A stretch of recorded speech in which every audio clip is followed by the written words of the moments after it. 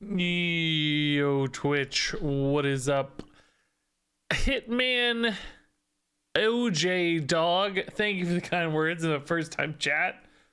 Appreciate it, Hitman. Hello, Hexen Game, what is up? Anybody here yet? It's me and you. I banned everybody else.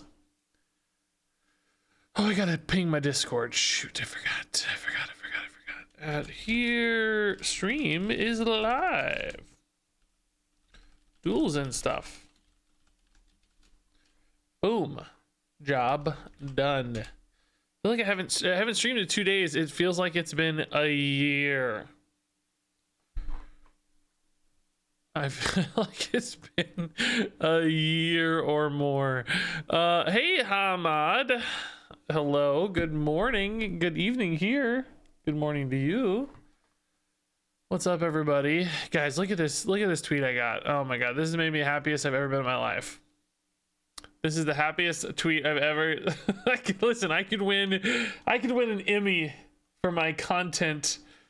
You know, I could win a Nobel Peace Prize. Regis, your videos brought peace to humanity, and it would not be as great of an honor as this tweet right here.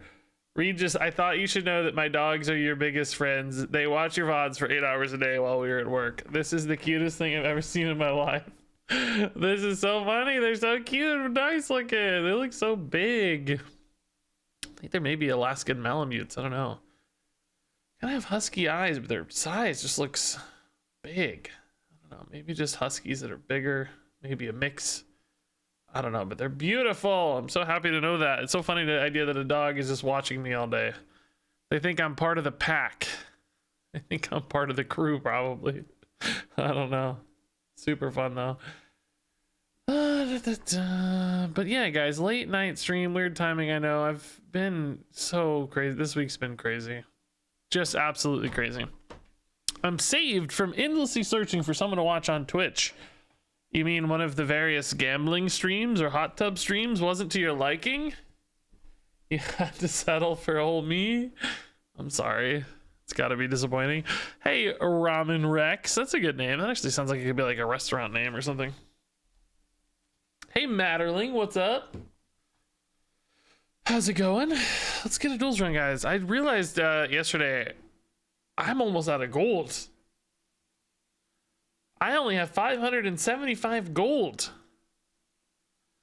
I gotta be careful, guys. I only have a few duels runs left. If I fail, any 0-3s here are gonna kill us. I need some return on my investment here. We gotta be super careful. I like when they combine hot tub and gambling. Wow. You just gave me $1 million idea. Matterling, also, dude, thanks. I'm glad you never, or I'm sorry you never get to catch live. I'm glad you're here now. Thank you. The Kurt, Bad Juju, White, Jester, you're better than hot tub streams. Yes, again, thank you.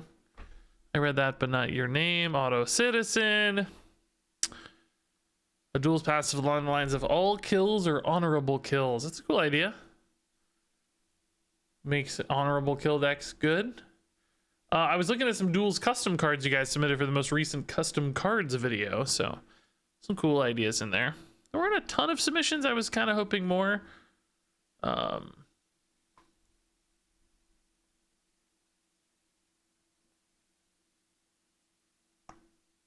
still got some good ones. Reno Thief. Yeah, we did a Reno Thief fairly recently. You know what we still haven't maybe done is a good like infuse demon hunter. I think we got one started, but then didn't really, I don't know, for some reason I didn't like deliver on it or follow up on it, or it wasn't good, or something happened.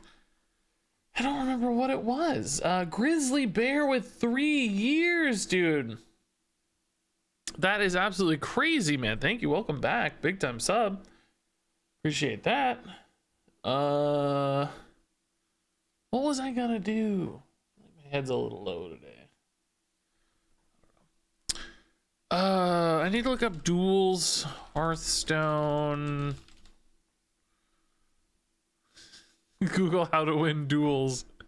Like it's the 18th century.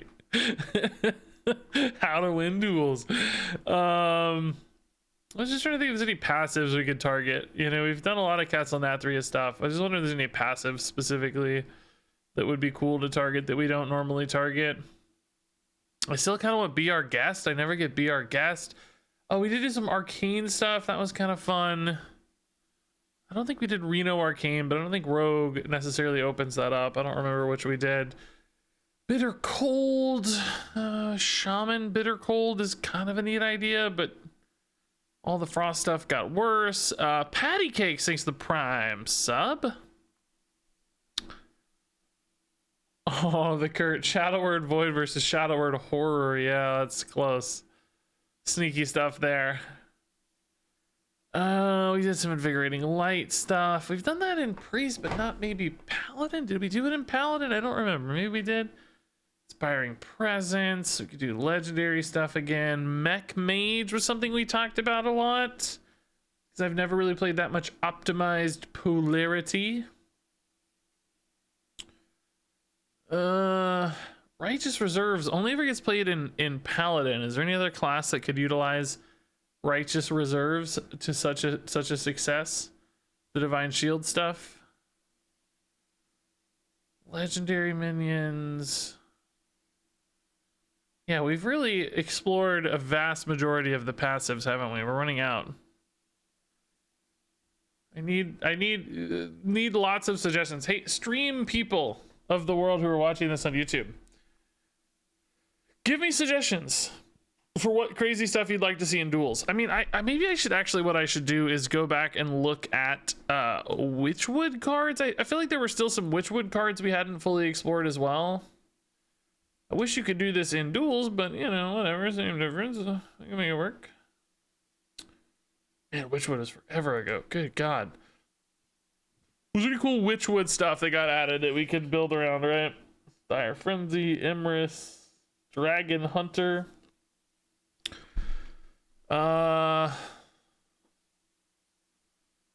Paladin got some Echo buff stuff. Nothing here too interesting. Maybe you could do like a Secret Paladin, actually. I don't think Secret Paladin has great hero powers, but that's intriguing. Rogue got like a bunch of Echo. Oh, a Spectral Cutlass we built around, so that's kind of did that. Shaman got Agatha Shutterwalk stuff. No. Warlock got some self-damage stuff. Could maybe do a Quest Warlock. Some of these cards don't really seem that good, though. You know, I've always thought like this card kind of sucked. Just not that interesting. Drekthar Warrior got just Rush. Yeah. Any big neutral cards that are really cool in Witchwood? Genenbaku or banned. Azalina we've done. Okay. So the most interesting line I saw there was Secret Paladin, maybe? I do kind of like the idea of a Secret Paladin.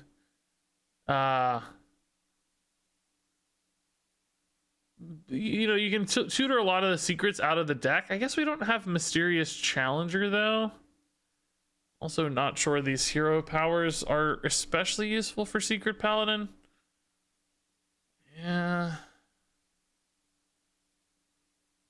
I don't think I love these for Secret Paladin. Maybe not. We could do a big Paladin. Well, we kind of just did big Paladin. We could maybe do big Warrior.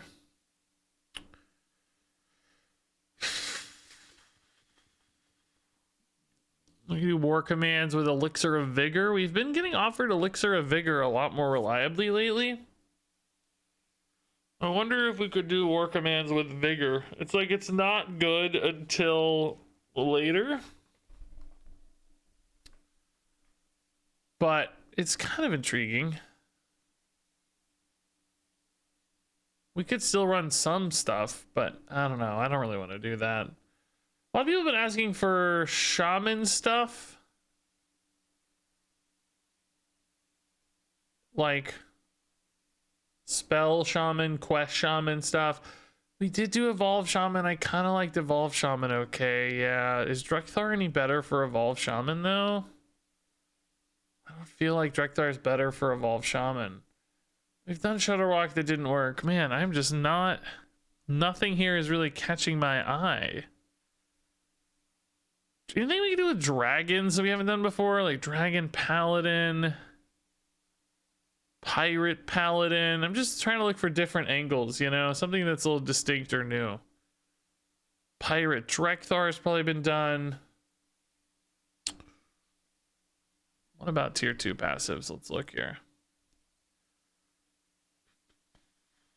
Weapon stuff, dragon stuff, fell stuff, shadow stuff.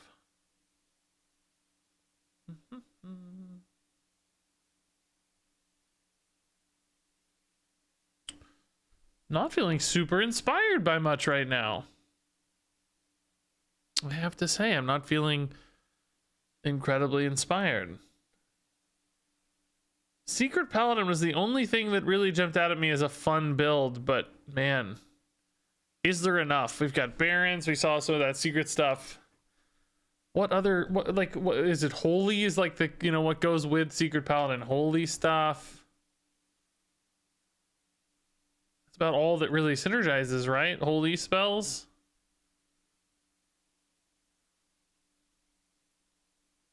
I think that's about the only thing I can think of. Maybe Grom's arm guards with a weapon.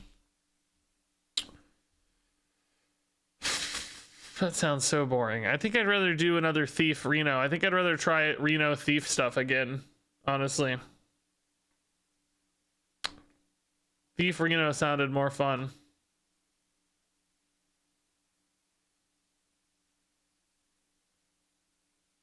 I don't know. Sorry if I baited you there. It just didn't, I don't know, that just didn't really catch my eye. It really didn't seem that good. We built this before, right? So I wanted to give it another oh, not you. I wanted to give it another try. And see if we couldn't do it better. I think there were some things we decided we could do better. Unfortunately, I don't remember what they were. I think we said no reconnaissance because it gives us too many death rattle buckets. That seems familiar. But beyond that, I don't remember what all we wanted. But I think this is a pretty good start as a thief. Oh, no game sounds. Oh yeah, sorry. Okay, I had to restart my streaming stuff. I'll get you. I'll get you. Did that do it? Huh.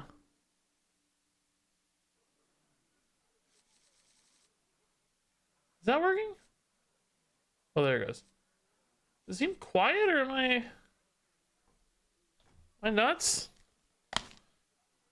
It looks quiet on the meter for some reason. I don't know why. Oh, I guess that's just a quiet action. This doesn't make sounds like I thought. Oh no, that looks right. Okay. It's fine. Is Wild Ball actually worth it without Maestra? I think so. We had quite a few. Oh, you know, I usually do this with that other. I usually do it with what's her name to get that. Oh, shoot, I forgot. We use the 1 mana thing usually to get more extra cards. Oh, I don't know now. Actually, I usually use it with Lillian to get the 1-drops off your hero power. But without that, I guess I don't know. Actually, we'll have to think about it. It might be too slow. What I need instead are weapon support cards to make sure the Cutlass actually gets big enough. Yeah, I really wanted to run this with Lillian. Why didn't I do that? Did we ever try to do this with Lillian? I can't remember. That I remember being something we had discussed. And now I don't know. No, I can't remember.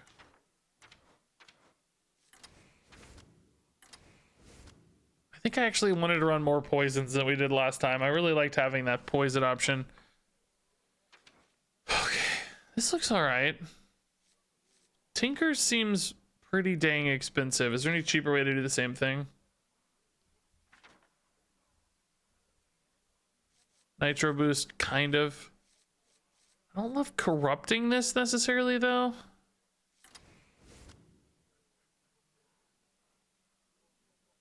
Not super good at going face either, to be honest, but might be okay. No, I don't want Kingsbane. We want to use the Cutlass, not Kingsbane.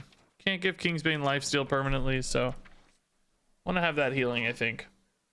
Infinite weapon, I don't love it. Usually I'll want to be going face, and if not, hopefully this guy's kind of cool. Is this worth it?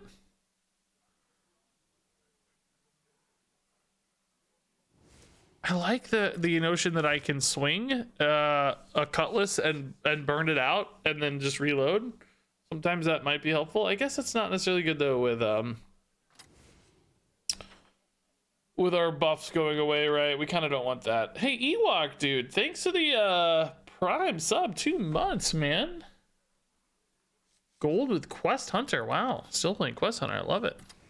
Could do Corsair, but I'm afraid it gives me too many pirates. I don't actually hate pirates though. Pirates do have a lot of weapon synergies, right? So we could put that pirate package in here. For instance, I left out the Swashbuckler because I was worried about pirates, but maybe we shouldn't be worried about pirates. Maybe we're okay if we get some pirates. Maybe we should lean into the pirate plan a little more because we got Burglar, Corsair, Burglar. Maybe we like drop a Blink Fox and a Van Cleef and add more pirates and get kind of a pirate weapon thing going on. Just to double down on that synergy a little bit. Problem with Buccaneer is though, I'm sitting on it for too long. So I don't think Buccaneer is the answer if I do go pirates. I don't like this Buccaneer much either. I'd probably rather go like for these or a freebooter. Stuff with maybe a little bit more reach or direct weapon support. Greenskin, deckhand, raider type stuff. I actually kind of like Greenskin to follow up because buffing the Cutlass is such a great upside. Do I ever run Krasinov in that case? He's kind of just a better Greenskin that's not a pirate. I do like how this deck is fusing these two worlds together. I think that's pretty cool. Maybe we don't need Paralytic here if we go for bigger buffs because the weapon will be bigger and thereby healing, perhaps a sufficient amount in its own right. Like if I want to be going face more anyway. Kind of like the idea of supporting the weapon more. I kind of like that. Ewok, thanks again for the 2 months, by the way. You failed. You bought the Battlegrounds Battle Pass. Don't feel bad. You're very compelled to get it. They're encouraging you to get it super hard. I don't think anybody should feel bad for buying the stuff that they're darn near making you buy if you want to be competitive. Alrighty, let's give it a shot. Thief Rogue again. I think I kind of like this better as Lillian, but we'll see. This hero power is just generally useful, I think. Just having a good ping, clear potential in this hero power can actually go a pretty long way in its own right.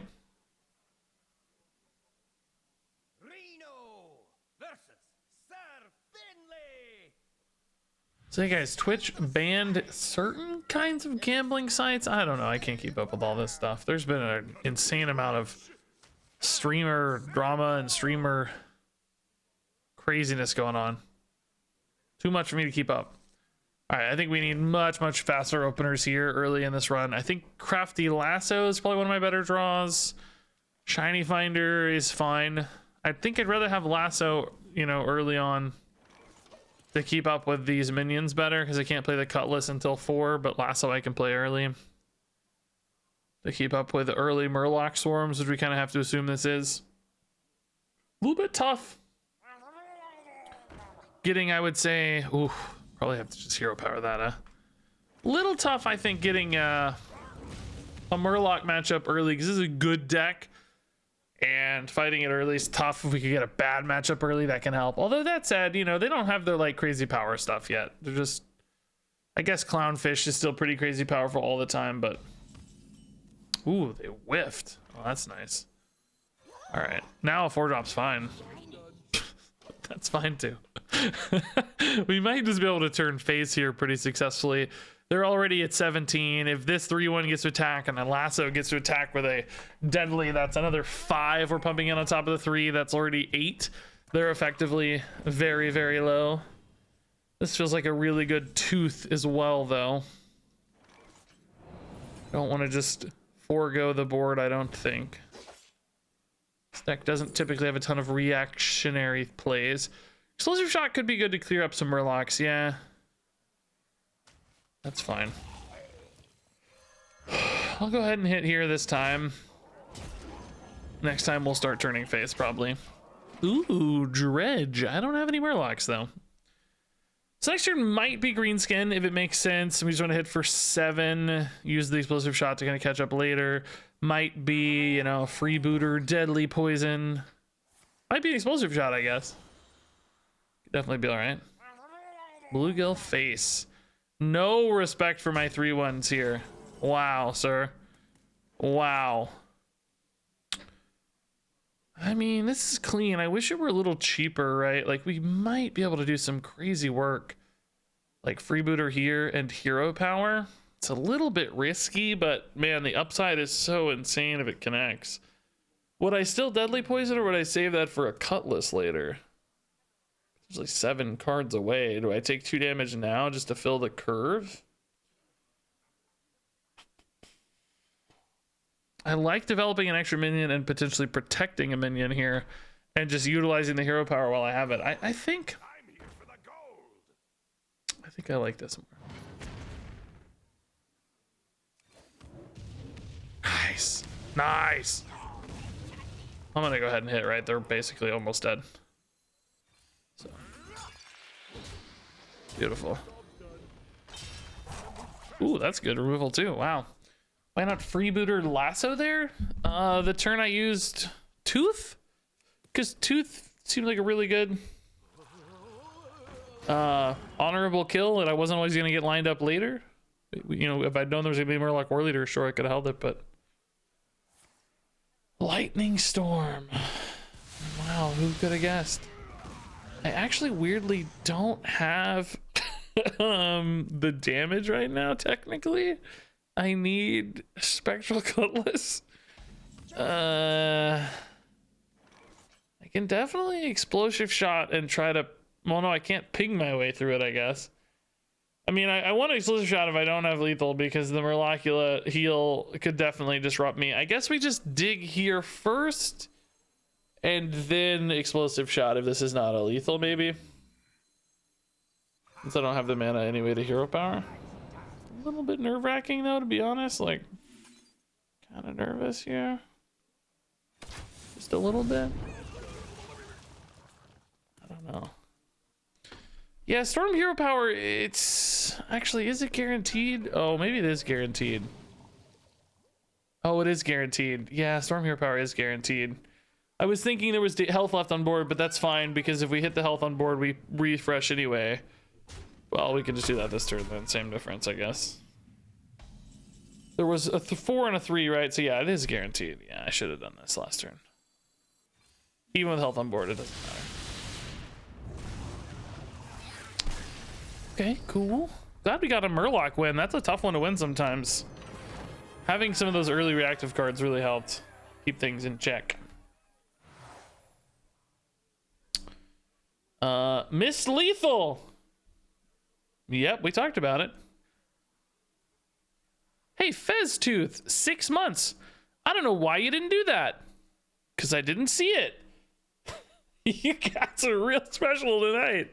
I can tell. You know, beckoning Bicorn isn't really our main focus, but I think it's fine. It'll work. We like that. We can get some extra 1/1s down.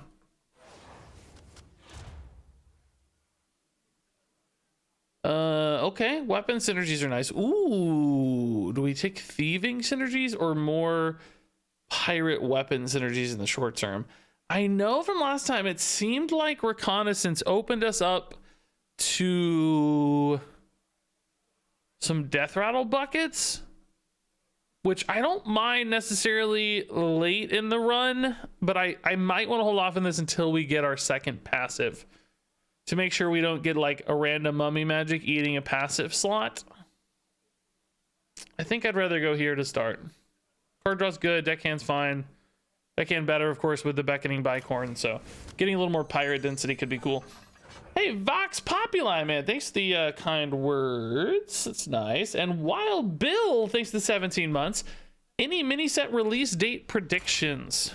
I don't think I can predict that. If I know things, I can't predict things. So no predictions from me. Guys, I want to show this off now that some of you are here. This made me the happiest I've ever been in my life. This tweet. Where did it go? This tweet made me the happiest I've ever been in my life. This is the proudest I've ever been of being a content creator. Thought you should know that my dogs are your biggest fans. They watch your VODs for 8 hours a day while we're at work. This made me so happy.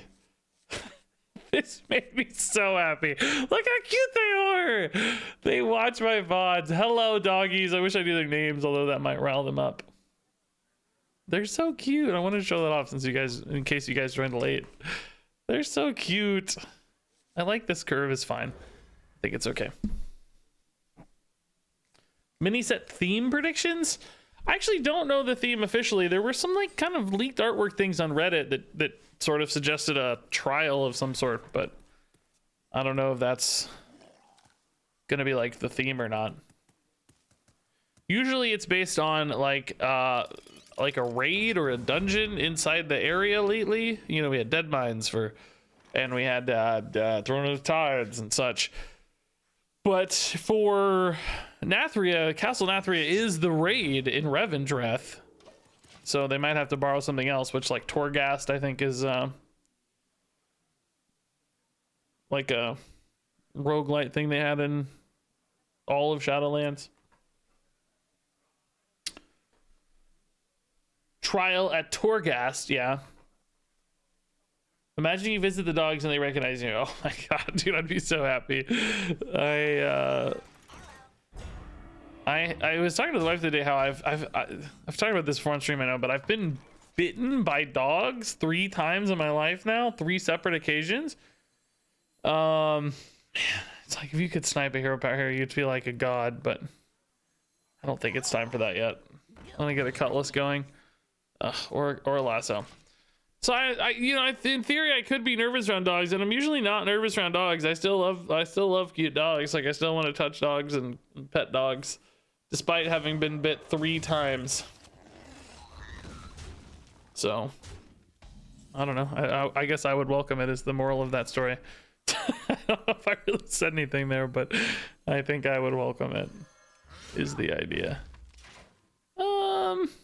Yeah, I mean, generally I like this better on Cutlass, but well, I don't know. Do I want to be hero powering after? It's so unlikely to really connect, but it might. Let's see what we draw first and what they have. You know, that might change things. And arcane missiles, for instance, would really change our fate a little bit. Coin hero power, or maybe just a coin Cutlass. In that case, I really should have done the silver leaf, though. Hoping for a play off the mage that didn't happen. Could just parlay and chill. It's not like we're under a mountain of pressure yet. I don't even really have to kill the Annoyo, although I think it makes sense to open up attacks for sure next turn. Yeah, let's just start here and then I think, oh, that is a very good card to parlay. Okay. Wow. Yeah, we'll do that next turn, I guess, is what we're gonna do. Do I play a double agent with it, I wonder? Probably, right? Although this is also a mage card, so I don't have to decide right now. This is also buffed, which is nice. I didn't even realize this had the click clocker buff. That's cool. Probably still better off playing double agent, though. Well, I don't know. Let's just see what we get. That's gonna help us decide.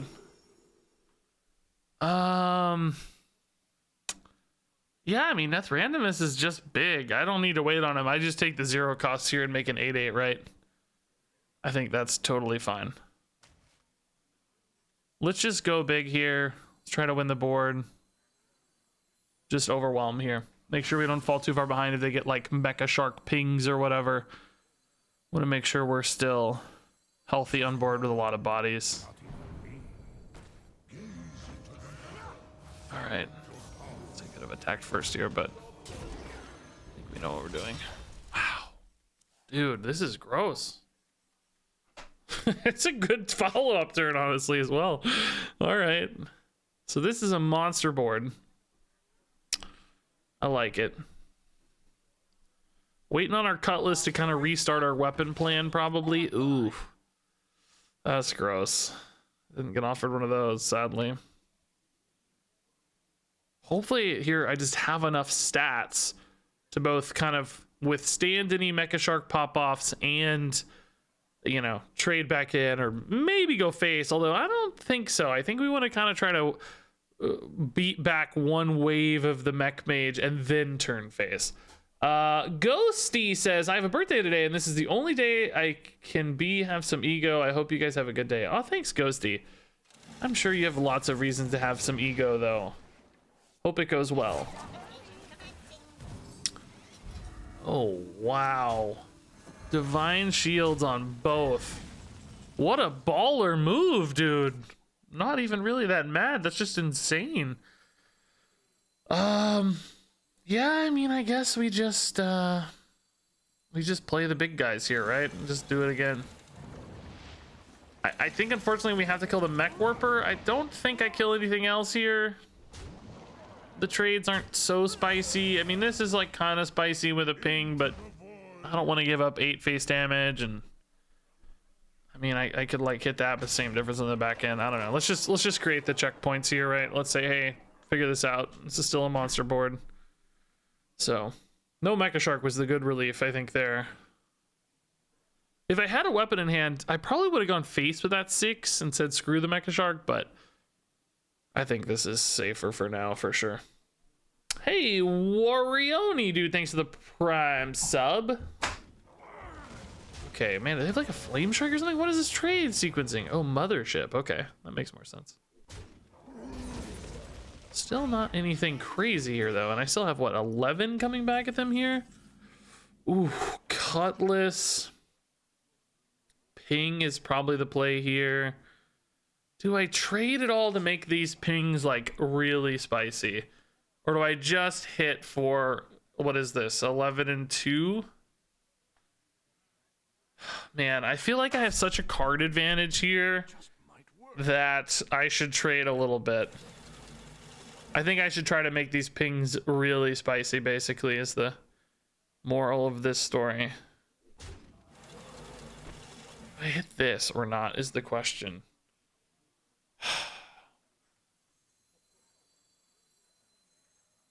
And do I even hit the 1/1, I think?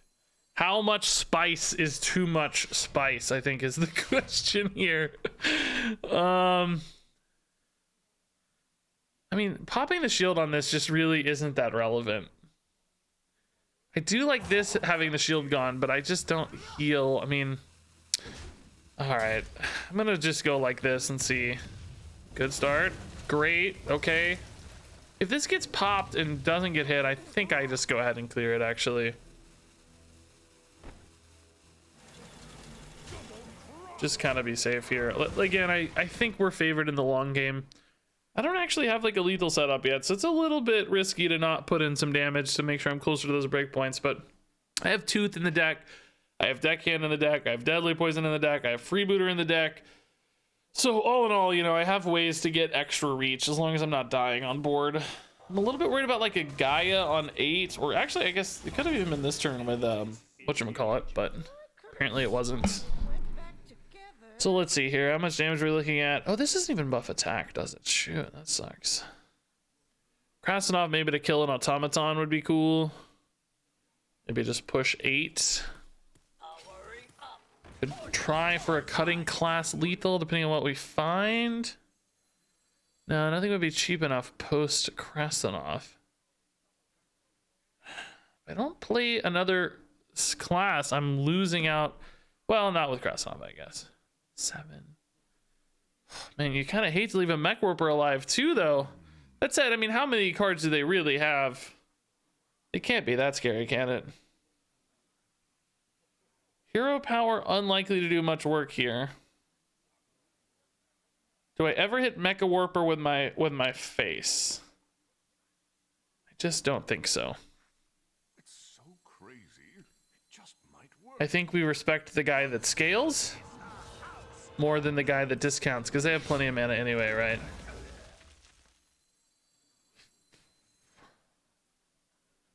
I mean, hero power could high roll like crazy. It also could just do extra face damage. Do I need the cutting class? I can play cutting class next turn too, right? Let's just do this. Did not high roll. Sad. I hope this is okay. You know, it's a little bit susceptible to taunt. I do have some over the top damage, but not enhance. But I like this kind of middle ground play. We know one of their cards is a spare part, so they just can't have that big of a mech warper pop off, right? It's just not that scary. Wish the pings had gone better, but it's all right. Good to try at least. If we'd high rolled, we'd have felt really good about it, I think. Is this just like a Gaia? Oh, Snip Snap is actually a pretty insane mech warper play, but not enough to win. Well, I guess oh yeah, Captain Greenstein gives me 4. Yeah, not enough to win on its own. They can take a trade, they can go face, but not enough. So we'll see. Just got here, we're running a thief Reno. Yeah, kind of a pirate thief. Do they have a taunt? They already played an Anoyo earlier. They also have not hit a legendary invitation, which sucks for them, dude. I took one of them. Yeah, these just don't matter enough. Probably would have split one of those out for the record, but there you go. Yeah, there it is. Nice. Alrighty, cool. Freebooter off the top is also lethal, but I want to see if I can snipe it first. Just to be mean. Yeah. Oh, no, I should have shown it. Oh shoot, they're gonna be tilted. I feel bad. I should have shown it. I should have shown it. That's my fault. That's my fault, chat. I'm bad. Hey, DJ Winter, thanks, man. That's really nice. Appreciate that.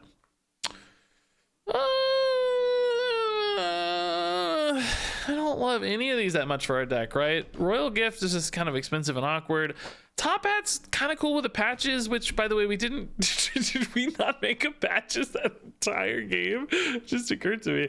Krusty, I mean, you know, generally a good card, generally useful. A little expensive for our deck, I'd say.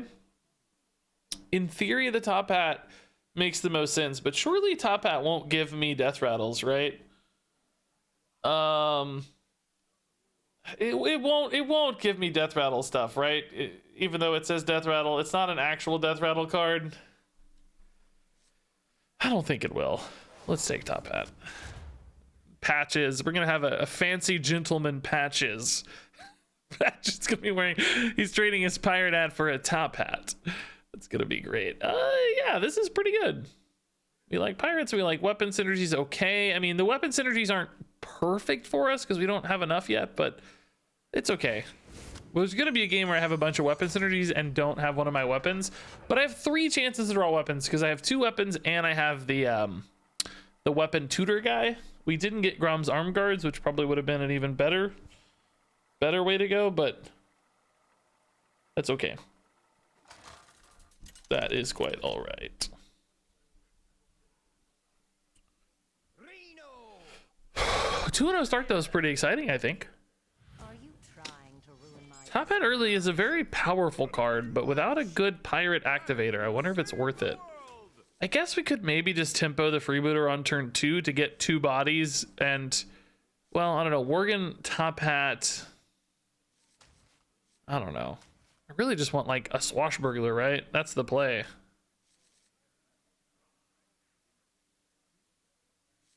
Without a weapon, I just don't think freebooter's right. It's hard to pass up this turn 1. Let's take the Infiltrator, Double Agent. Let's see, how many cards do I actually have that activate that? Not enough. Let's look for Pirates instead. We want to get a Pirate Swarm or a Shiny Finder or a weapon. I think most notably, this is fine. I think I'll hold the top hat here. Be our guest again, man. Everybody gets be our guest, but I never get it. I'm so sad. I don't know how you find it. We'll go deckhand first. I think here. I don't think they're gonna be able to kill both of these, right? So in other words, should I coin a top hat? Like, yeah, they can kill one, but then I'll just follow up and play another dude. They're never killing both, right? I could just do this next turn, though. It's kind of free. But they might kill the better minion with their weapon in that case. I can protect the better minion by giving it a hat. I don't know. Let's see. Let's see. Either way, Shiny Finder's a good follow-up. And Thug, we know will have an activator, which is good. Remember how OP this card used to be, by the way? Oh, gosh, dude. So powerful. Oh, God, dude. Come on. Well, I lose. Okay. I mean, it's just that simple, right? I just lose. This can't be lethal, right? Is that my best chance to win?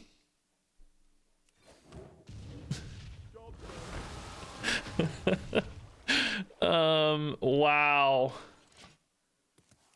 It's gonna try to weave in 24 ping. Somebody did the math once. It's like 1 in a trillion to be lethal or something unfathomably large. Lethal outs. But I'm just dead otherwise, right? We can't come back from this ever. I get, you know, some insane play maybe, but it's kind of silly. I just like watching the fireworks go off, though. Holding them hostage, you know? Because basically it's not lethal if you're killing the Hydralodon itself, right? So you have to be able to weave into face every other attack, which we've not hit face one time this cycle. Are you kidding me? Not well, there we go. Double face. God, cool. Yeah, I guess it's technically... Well, no, I don't think it's possible to clear unless you... No, it's not possible to clear. Oh, well, I guess if you do finish on the Hydralodon, yeah, it is possible to clear, huh? You have to finish on a Hydralodon, and then... Yeah, well, you can clear. Yeah, that's true, I guess. Yeah, clearing is definitely more likely than lethal, because lethal you have to never hit the Hydralodon. And always weave face. Okay, I mean, Runic Helm... I don't have a way to discount the Runic Helm, which makes me nervous. Greedy Gains is weirdly good with the patches. They come out as 3/3s, but everything it's so expensive, I don't think that's worth it. Weird, we got offered Unholy Knight and Runic Helm, by the way, guys. That's kind of crazy. Death Knight cards do work with Thief. Yeah, it's actually how we played this run last time. So it's a nice way to get cutlasses. I just wish they were discounted. You know, it's better with Sticky Fingers, not Beckoning Bicorn. I just don't think this is worth it because I have to play the pirates. If I could summon pirates into patches, that'd be great, but you have to play the pirates, so I gotta spend 3 mana on a deckhand to get a 3/3 patches. It just feels wrong to me. I think it'll take me too long to get that rolling and the stats won't be big enough. I think there's a fairly compelling argument that Hagatha's Embrace is actually the best play here. It's sort of the least exciting. It's kind of just like, oh, okay, you got some 1/1 buffs. But Runic Helm, I just think they're going to be really expensive and awkward without a way to reliably discount them. And I think my hands are going to get too full. And I think it's going to be really clunky. Hagatha's allows me to just still play out my pirates, still get some big aggressive stats rolling without really sacrificing my game plan. So I think this is the answer. A little disappointed by it. I wish it, I wish it felt better, I guess, but why did we just become like a Giga Mage in its eyes? What in the world? I don't have any mage cards, but it's like, yeah, actually, we think you're a mage now, just so you know. All these rogue weapon cards, you know what you need, Regis? You need Belinda Stonehearth. What's this, by the way? Archie Commander's pretty sick with Hagathas. It's just a charge minion. Mad Bomber is okay too. It's just a body. Sea Giant, you know, maybe some patches get cheated out. I don't know. I think that's better than these. This is the most centralized to my more aggressive lines. Man, I wish I could get legendary invitation. Do you guys have any tips on getting legendary invitations in duels? I feel like I never get offered it. I would take it in like 98% of decks. I just guess we haven't gotten lucky with it or what? I feel like it's gonna get nerfed or banned or something because it's really powerful. Like those games that get stolen like that feel so frustrating to lose to. I think they might nerf it, but I want to get it before then. I need to actually find it. Okay, this is decent pirate opener. I don't think we keep Pinch Clan here.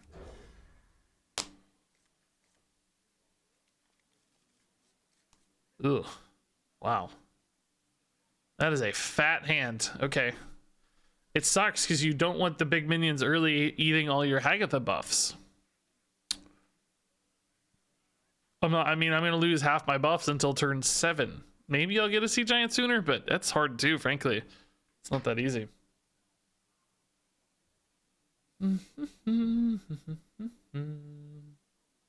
Uldum Quest Rogue. Wow. Legendary Uldum Quest Rogue.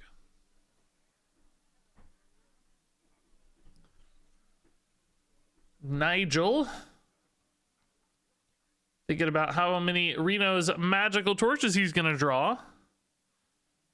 Will it be 9? 7?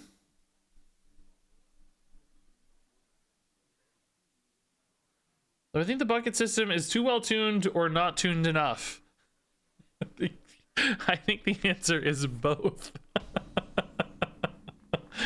As frustrating as that might sound. Wow, what a fun pair. Dude, I just want that pair. Imagine how fun that would be. But I legitimately think the answer is both, by the way. I'm not just memeing.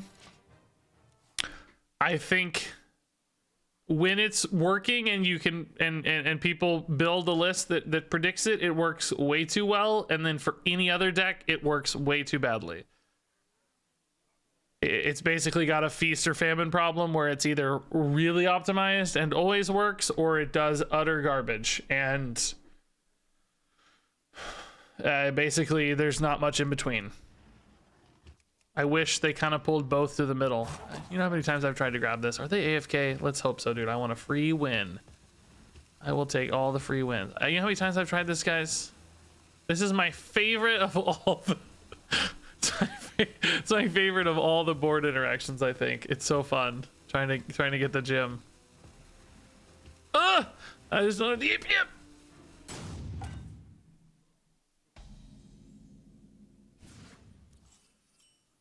Alrighty. Need to kill them before they come back here because I think I'll still lose. There we go. Okay. Yeah, you need 2 mice. Yeah. Or one really long pointer finger. One of the 2. All right. So Blade, I think we have too many weapons. Canopic Jars, I don't think we go wide enough. Grimmer Patron, I think, is insane with Hagathas. So I think the answer here is Grimmer Patron. I mean, I like Blade okay. I think it's a nice aggressive weapon, but I prefer the Cutlass and the Lasso in both cases to support the Thief side of the deck a little better, I think. Okay, so random secret bucket. That's super sensible for us. Cheap dude bucket, honestly, I don't hate. I think that's better than you might think. Just from Hagatha's Embrace standpoint, we can get some big cheap dudes. Plunderer, it's probably not awesome, but it is a pirate, and Hook Tusk is a pirate. I am probably getting to the point where I can do a Hook Tusk. And don't we all want to do a Hook Tusk? 1, 2, 3, 4, 5, 6, 7. I actually, the patches double them all, so I think I can. Basically, each one's an extra one with patches, so we kind of have like 14 pirates. I mean, I think she'll still be dead pretty often, to be honest. Like, I think by turn 8, there will be a lot of scenarios where I don't have the Hook Tusk, but I love Secret Passage and I love Plunderer, so I'm torn. I think these are both really good. These don't really synergize outside of being cheap, so maybe we take the 2 good cards and the kind of iffy pirate thing. Like, it might win us a game at some point, who knows? And just keep our pirate consistency here. So remember, this is summoned, not played, so the bike horn actually works. Might actually be fun to build a Hook Tusk deck. Go for a full pirate thing. I see a lot of people play Pirate Rogue, of course, for hyper aggressive strategies and like weapon stuff, but what if we did a Hook Tusk build?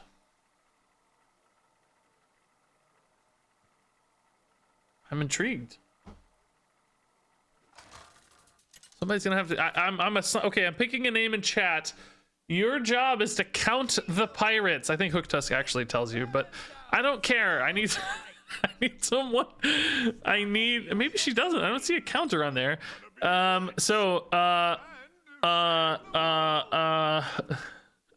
Prince Tyler,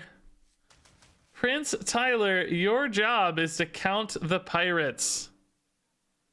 Even if Hook Tusk doesn't, I don't care. It's your job. All right, we can do better. I want an early pirate in particular here. And I mean, I guess maybe keeping double agent's worth it. It's, you know, it's really nice with Hagathas because you get the copy aspect, but I don't know how reliably I'm going to get the copy at this stage of the run. And then we did get a parlay and I got 2 outrageously expensive cards in my opener again. What the heck, man? It's really frustrating. This is not the mulligan we want. I guess I need to be less. Well, no, that's stupid. No, I'm not going to accept that because that's not true. I was going to say it needs to be less greedy, but I only have 2 giant cards in my deck. The rest of the deck is all cheap minions. It's not unreasonable to mulligan for a better opener here. And instead I get like the 2 most expensive cards in the deck. That's silly, right? Sadly, we got a neutral minion, so I don't know if I play double agent here. Like, again, just eating all my buffs. The thing is, though, the deckhand getting buffed is really powerful, like more powerful than other things getting buffed. So do I just tempo a double agent, or do I just keep hero powering and make a patches, like, because we need to get Hook Tusk ready? I mean, I guess this is also powerful getting buffed, but the reality is none of these are going to get buffed for a while, or at least they're going to spread out the buff so thinly that none of them get big for a while. I'm going to play the deckhand in that case. The odds of it getting big enough fast enough, I just don't think are going to matter. I think we're going to get blown out by a giant like 10-10 or something here soon. A 10 drop that I just can't afford to wait that long. Basically just got absolutely murdered here by our mulligan, I think. So they got a fog sail free booter. He's a booter.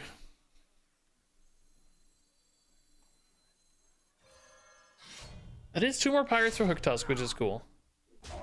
But I cannot deal with this Keymaster Alabaster, by the way. They are awesome for running Keymaster Alabaster. I don't know if it's in a bucket or not, but I love them either way. Or maybe it's from Presence? No, they hadn't played anything yet. No. Oh, cool. Cool. You guys remember the last time I did this and I got 0 death rattles and I got a lightning... I got a lava burst to my own face. You guys remember that? My opponent got a temp 8/8. A temp 8/8. I'm just dying, man. This is brutal.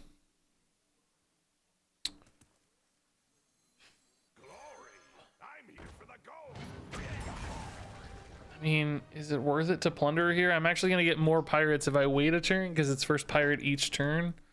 So I probably just play the double agent and just try to tempo a little more, but my god, we're just dying.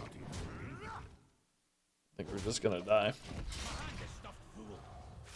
Tiamat burned. Okay, man, they've got a really high density of minions too. Good for them. When we built this, I did try to limit my neutral big guys a little bit, I remember, because we wanted to not get too many in hand so that we could isolate the number of them and like make sure we only had a couple that were eating all the discounts as opposed to spreading the discounts too thin. I wonder if that was smart or not. I don't know. Yeah, I think I gotta play this, unfortunately. And I think I gotta tank a little bit.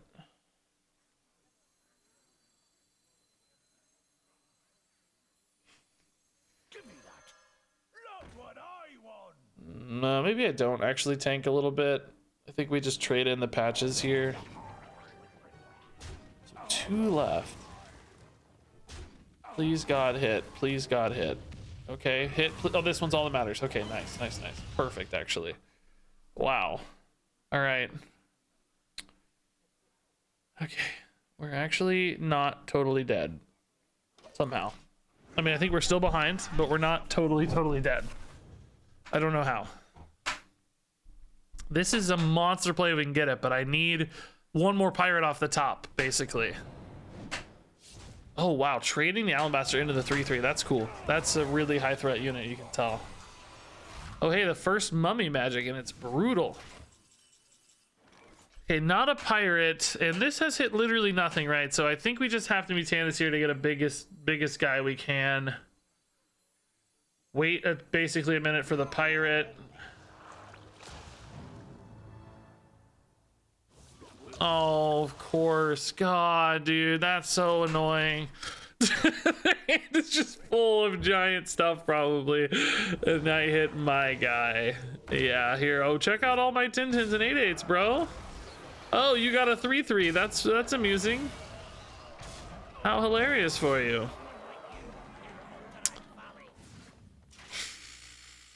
Alright, we didn't even hit our pirates, man. That's brutal. Cool. GG.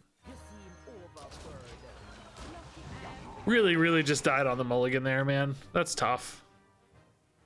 Imagine if these were like 2 and 3 drops, you know, and we got a big stat line out early. We might have been able to race. I don't think we would have kept up forever, but we might have been able to whack them down, you know. Wow, that's cool. That's fun. Amalgamate. How big is it gonna be? 3027. I love it. That's fun. Big Devourer. Okay, they've decided to BM, so I'm gonna AFK.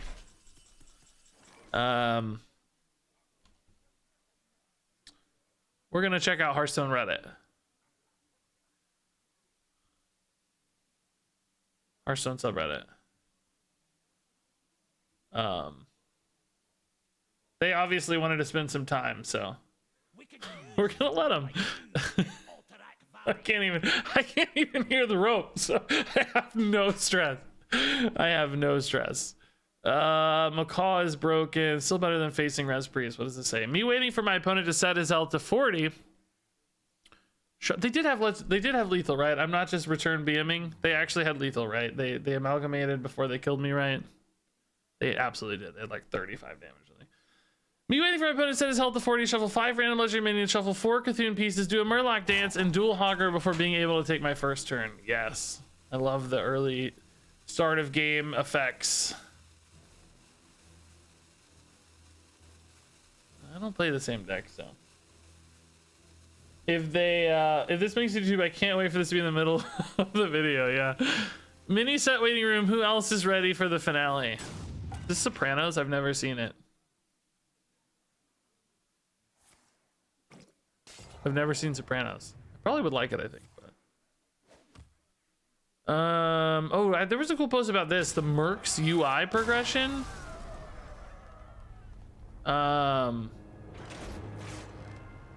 Some crazy insights in here. Like, this is surprised people posted this. It's like the Mercs, somebody in Mercs design, like talking about all the UI stuff. It's crazy. It's like part of their portfolio, I guess. But some of this seems like so crazy behind the scenes. It's wild. Oh, look, we lost. Oh, wow, that's wild. Weird. Who could have guessed? I think pure cold fits our game plan the best, right? Just a little bit of reach, some damage. I don't think Blood Moon, I feel like aren't going to get a reliable enough output of minions. And I think Spectral Cutlass is enough healing on average. Enough, I don't know. Our deck has gotten so split down the middle here between pirates and thievery that I don't know if that's actually true. Dude, we got a stealth set. That's actually kind of sick. Man, I actually don't hate this, but again, it's just more big minions. I don't think I can tank another wave of big minions in the mulligan. Well, obviously we can't, we'll be dead. I guess I'll take this. It's a pirate. The stealth stuff's not terrible for us. We have a couple stealth minions. This bucket though kind of makes me want to run a stealth deck. I didn't realize there were stealthy decks like this. That's an interesting build around opportunity.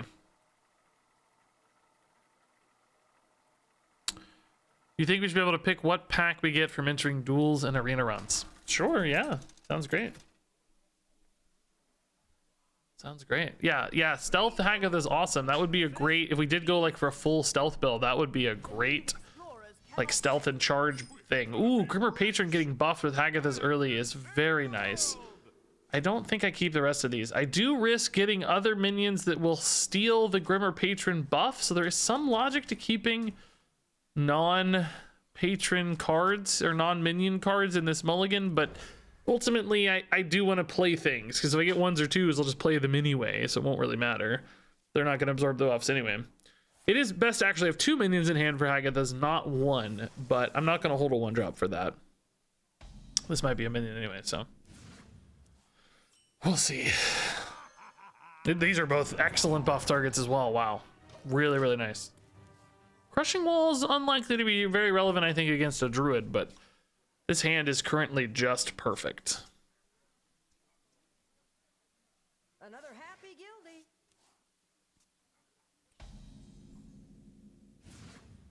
Ooh, they're already big.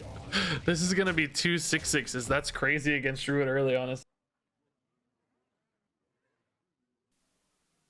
Wow, Prince Tyler actually keeping the count alive.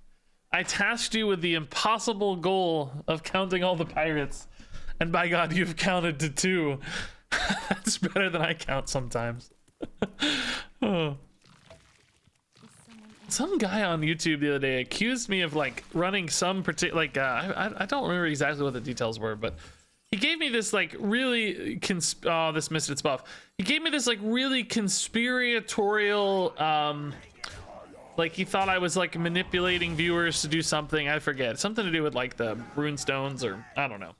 But I just loved how much credit he gave me. I can't even count to 10 on stream sometimes, and this guy's giving me these like these long-term overarching conspiratorial machinations. You know, he thinks I'm like a super genius. It's like, man, come on. I'm just barely alive. I'm hanging on here by a thread, playing Hearthstone every day. Don't you give me too much credit. I don't deserve all this. Okay, 1/1s can definitely be farmed with hero powers here while we ride the success of the Grimmer Patrons. I don't really have to develop any more into this. Oh, they're buffing these though. Wow. Oh, that's actually sick. Staking a claim orb combos right now. That's fun. Well, now hero power is far less interesting. Is taking a claim first time? No, it's every time. Wow, that's nuts with aquatic form on. Well, no, aquatic form's not actually a discard or a discover, is it? Oh, never mind then. Scratch that. Well, that does mean I don't really need a hero power, which does mean I probably just play a shifty sophomore here and just go face.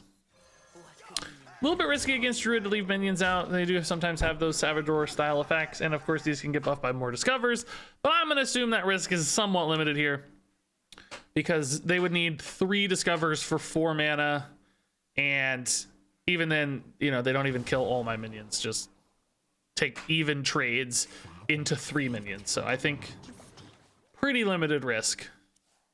One I'm willing to take anyway. A risk I'm willing to accept. Okay, man, that's 1. 0 mana already. That's cool.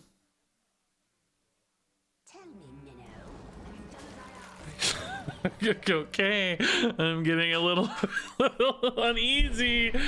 Oh my God, dude. Okay. Do they really have another one, man? Even now, Moonfires can do a little bit of work. Okay. It's not a discover, thankfully, though. I don't mind one dude getting an advantage here. Although, I don't know, my turn this turn's pretty wacky. Not very good. Wow.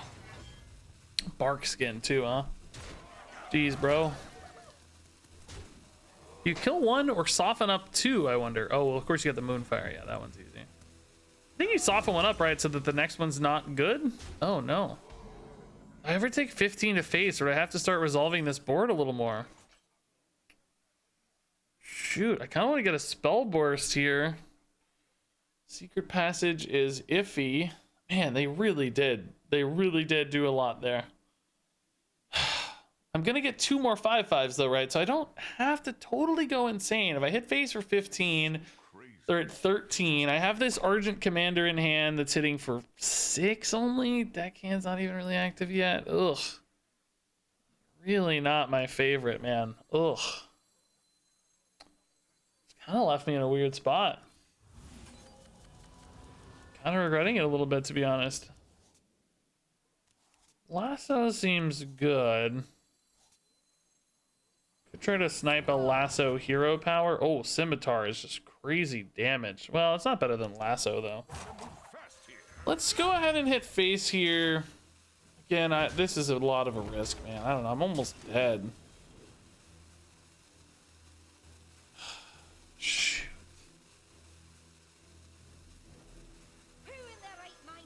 I think I have to trade at least a little here. I'm almost dead. If I leave too much, I almost die. So I don't know. Just hedge a little, like soft, you know, take a trade that leaves us with some health for the copy to be good and relevant. I think this was kind of a nice middle ground play. Might still leave us in a weird spot, but we get a little bit of everything this way, basically. Still get some damage through, set up a kind of counter lethal thing. I don't know, though. I don't know. Could just put him to 10. That's also reasonable, I think. That going face made me unreasonably nervous. Thinking, oh my god. Well, shoot, they're still going face. Are you kidding me? Do they have combo pieces already? They have 16 for 4 mana? That seems not... Oh, I see. Just clearing. Okay. Wow. Brutal. Actually brutal. Moonfire for 1. They're just cycling it? Oh, yeah. Okay, so it's free, yeah. All right. I mean... Yeah, we're just gonna go, I guess.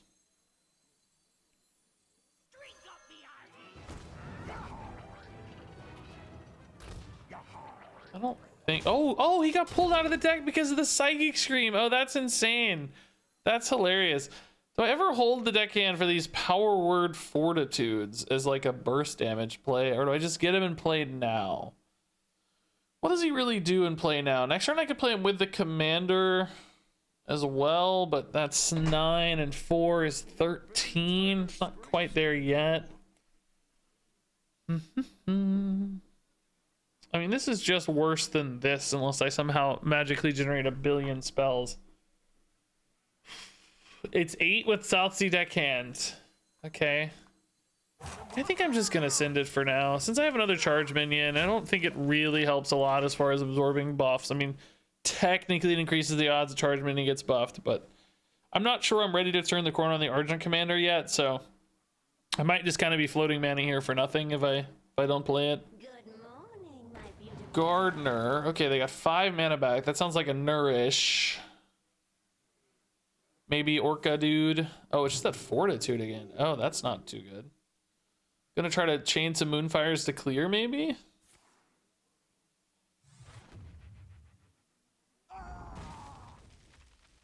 Okay. And this is looking all right so far. Oh, yeah. Okay, nice. You got buffed again, by the way. Sick.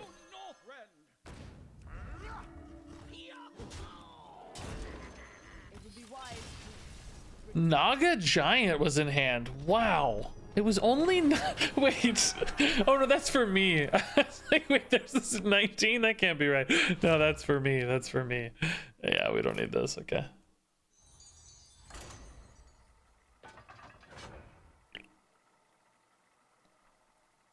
Alrighty. Hey, McB, thanks for the 8 months. Appreciate it, McB. That's really nice. Hey, Regis, long time viewer, first time Twitcher. Just wanted to thank you for your amazing content. Oh, thanks, just because, man.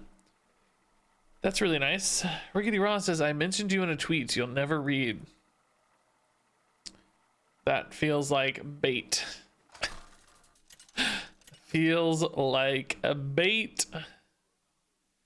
Yeah, I know about Across the Obelisk. I haven't played it though, but I know about it. And thanks, Riggedy, for the 100 bits, by the way. Ooh, nice minions, actually. I think I'll just keep all of these. Yeah, I mean, these are good early, of course, and then the Argent Commander is just a good follow-up. One might argue that the Argent Commander could come around a little too late against this deck. Like, they just build such monster boards so quickly that maybe the Commander comes in too slowly. Maybe I have to really smork. I don't know if I have the smorkitude inherent, though. I need like the patron or the double agent to make the smorkitude really, really good. You know? So there's a risk here I hit something worse. Oh, the patron is not worse. Okay, so that may indeed pay off, yeah. All right, that's really nice. Man, do I coin the patron on turn 2? Just because I know they're going to be working through hero powers, or do I... It didn't get buffed. It's going to get buffed next turn for sure, but is a 4/4 on 2 good enough? I kind of think it's the right time to go. Because again, we have to go under this guy. I just can't wait too long. I think it's the right time to go. I think if I wait a turn, it's going to take too long. This is still 8 damage, and then it snowballs quickly into even more. So 4 is a pretty good health total to stay out of range of removals and stuff as well. So it's weird. I almost kind of need my patches to die soon so that I can. Oh, oh, sir, that's nice. Okay, that is suddenly very good. All right, 2 6/6s, yeah. By the way, this guy looks awesome. I've never looked at his beard. It just looks cool. Dark Iron Dwarves always look pretty cool. Hey, MW Eggs with the 6 months. Oh my God, MW Eggs. I heard you might be going to Thailand. That's crazy. Buddy Haas, thanks for the Prime sub. Oh, Opal Dia, that's you. Yeah, we are facing you, Opal Dia. I'm glad you had a heads up on my strategy, but it seems like you might not have a lot of choices to figure it out. I'm sorry to say. I hope you do, but it seems like the Grimmer. Oh my God, we hit the double agent too. That was my other plan, right? That was the other goal here. Cool. Opal Dia, GG. Sorry, I just completely smorked you there. That was pretty brutal. I don't feel good about it. I don't feel good about it. Flights booked. Wow, I didn't know that detail. Oh my gosh. I don't know if Mrs. Kilbin knew that. Maybe she did. I mean, Mask of Mimicry. It's weird. You don't really like it because you assume our minions in hand are buffed. It would only be good if it's hitting something buffed. I think it becomes original copies anyway. Yeah, I don't think that's it actually.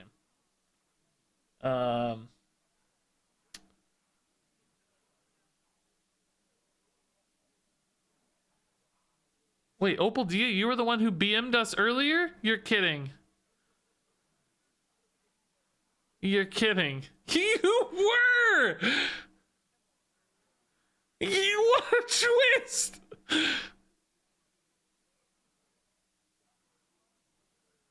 What an absolute twist!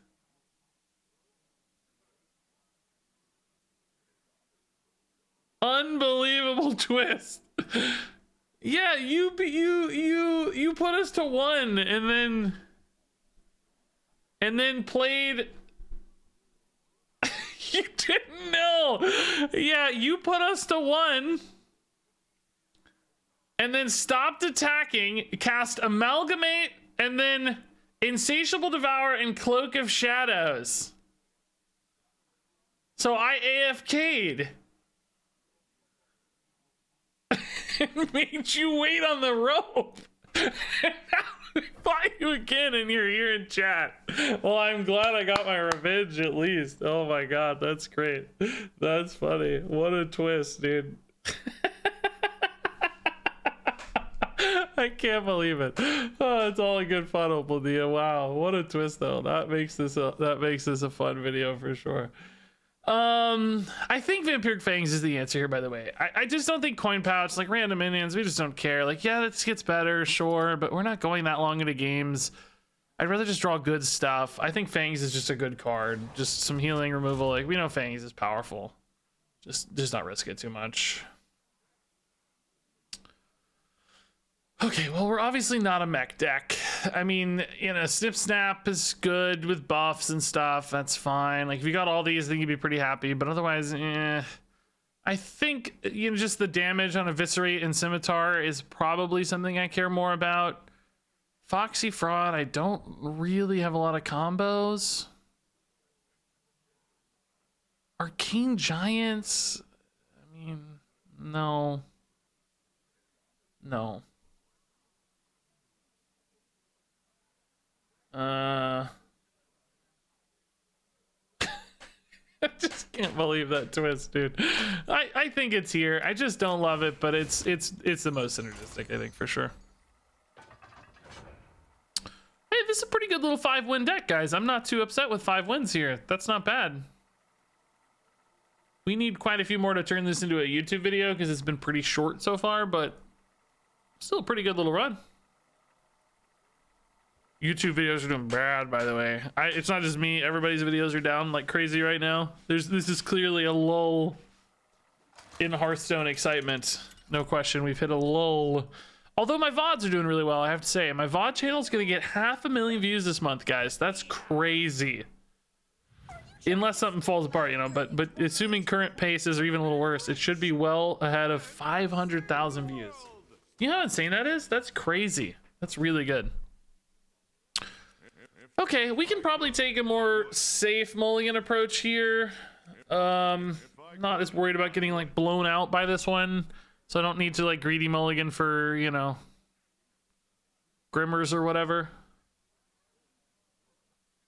And they'll be able to keep up with some stuff anyway, so they're not going to be trying to hero power the whole time. I don't think I keep this curve, but I don't hate it. I just would like to find a weapon synergy card or pirates, or maybe even a combo card. All of those could help me achieve a little bit more tempo. Okay, so we really, really need the weapon now. This is when this deck would be good as a Lillian with the base weapon hero power. Ooh. Relics are gonna murder me. I bet their special delivery is not too strong, but relics are always strong. Boy. I mean, we'll open with a freebooter weapon or not. We just, you know, I want to get some bodies in. Get a patches in. How do we win this game though? I just don't know if we're gonna be able to swarm hard enough. Extinction's really good. We don't have the weapon support. Maybe some insane thief stuff could do it, but it's really hard to beat relics. Opal Dia says, good news is I'm losing my current game as well, so I think all my karma has arrived. I just can't believe that. That's quite a twist. Quite a twist. That was a really good answer, by the way. Dreadlord's Bite. Nuts there. Yeah, this just feels like way too slow of a start, doesn't it? I'm going to need some monster play off Hinge Clan. Not the worst relic. Oh, shoot. Well, that's spooky. Oh my. I don't like to see that. Best in Shell's definitely the best play for Tess. Is there any like crazy sneaky thing I can do with Eye for an Eye? Or they hit me with a big clockwork and I like steal a lethal or something? That just seems so wrong. I don't think so. Doesn't feel correct to me. Okay, so how do we win? How do we win? I need maybe a Hook Tusk play, and I'm gonna need a Fangs to answer this 5/5 slash whatever it's gonna be, however big it gets. Wow, Kurtrus is actually outcasted. What a baller. What an actual baller. Eviscerate is sometimes good enough if I hit a hero power on the 5/5. Oh god.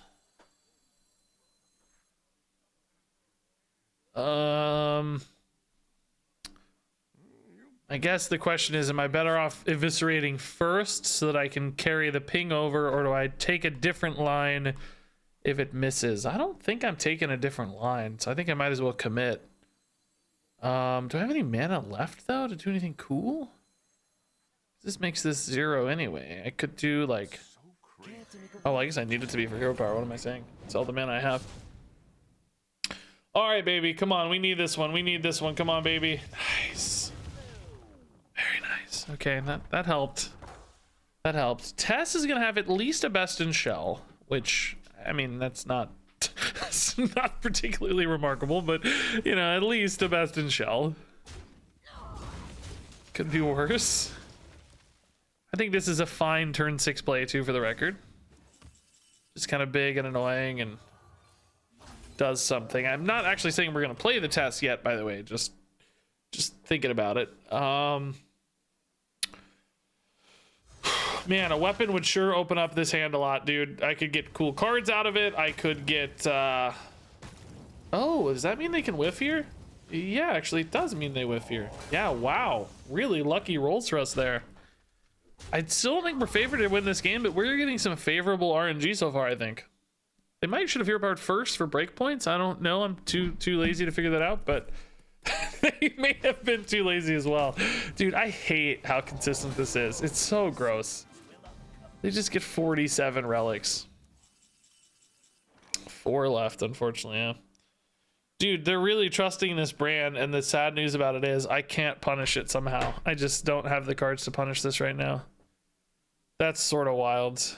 I also don't have the pirates for Hook Tusk yet either. So you know they're gonna get a stupid idiot infused guy on 8. So crazy. It's really frustrating.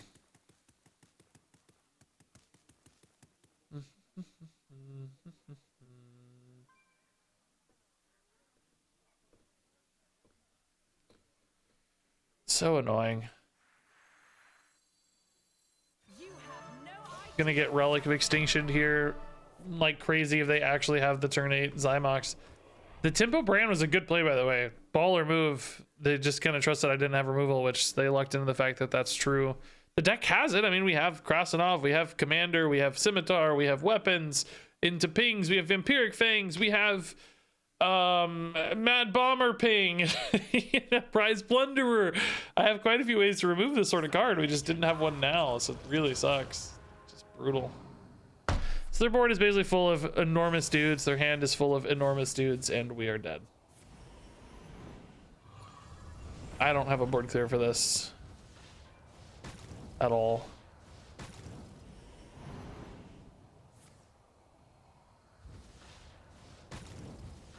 I have one Vampiric Fangs, maybe sometimes.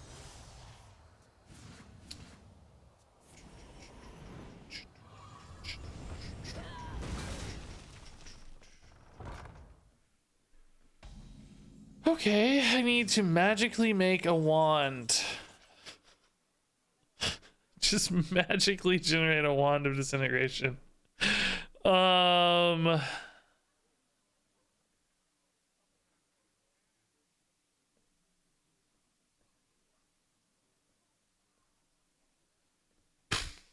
Okay. I don't think, I mean, this is just a pair of 2/7s. That's not enough to keep me alive, actually, weirdly, somehow. This is nothing. These are big and do nothing. So, GG.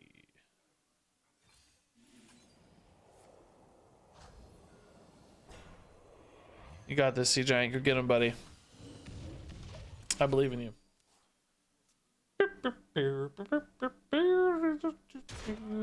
Why you run bounce cards? I'm curious how that would have helped here. The test, you mean? I mean, I don't know. Would that have done anything? I just played a basically the same thing as a test. Alrighty. Not a bad run. That was fun. I think we might turn the Opal Dia highlight into a video there. That was pretty funny. Oh, vanish. I wouldn't call it a bounce card. I would call that removal. I mean, it does bounce things, but you know, I wouldn't say that's its primary classification. Bounce cards to me like Shadow Step, Youthful Brewmaster, Tin Woo. You know, I guess we just have a terminology difference there. Okay.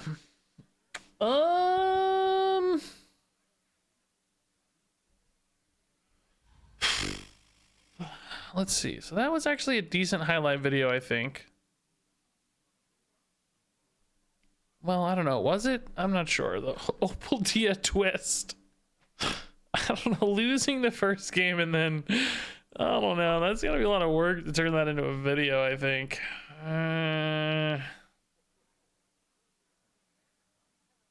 Don't think that was quite long enough for a full Duels run.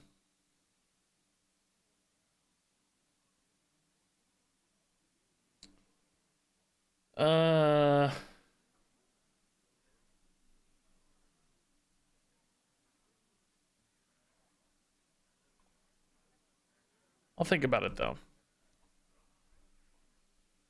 Just deciding if I want to do a Duels run or do some standard. I wanted to do another renovated deck. Hey, Opal Dia closing the thread with the tier 1 sub. Thanks, Opal Dia. Thanks, Opal Dia. Appreciate the sub and the funny moment. Do a guaranteed slam dunk run. Well, it being guaranteed is what makes it less fun, I think, right? I don't think people like watching the guaranteed good stuff as much. I think the hook is like, oh my god, can he beat all odds? Can the underdog succeed? That was a really big Hearthstone screen.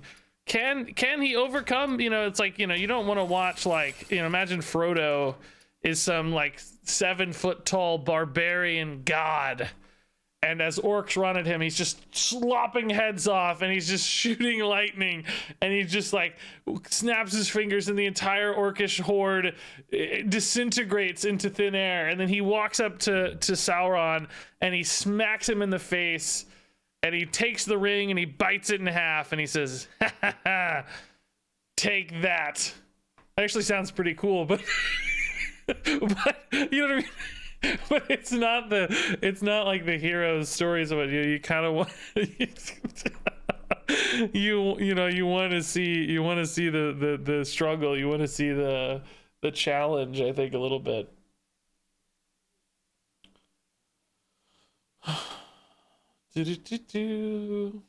Yeah, no, yeah, no, that sounded awesome. I know.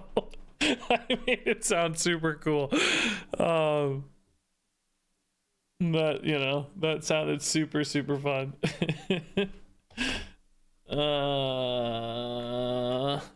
Regis tells classic stories badly. Yeah.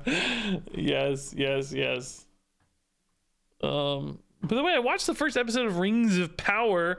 I thought it was okay. I thought, you know, there were moments I was like, oh, okay, I'm curious about that thing. Ooh, there's some goop. What's that goop about, you know?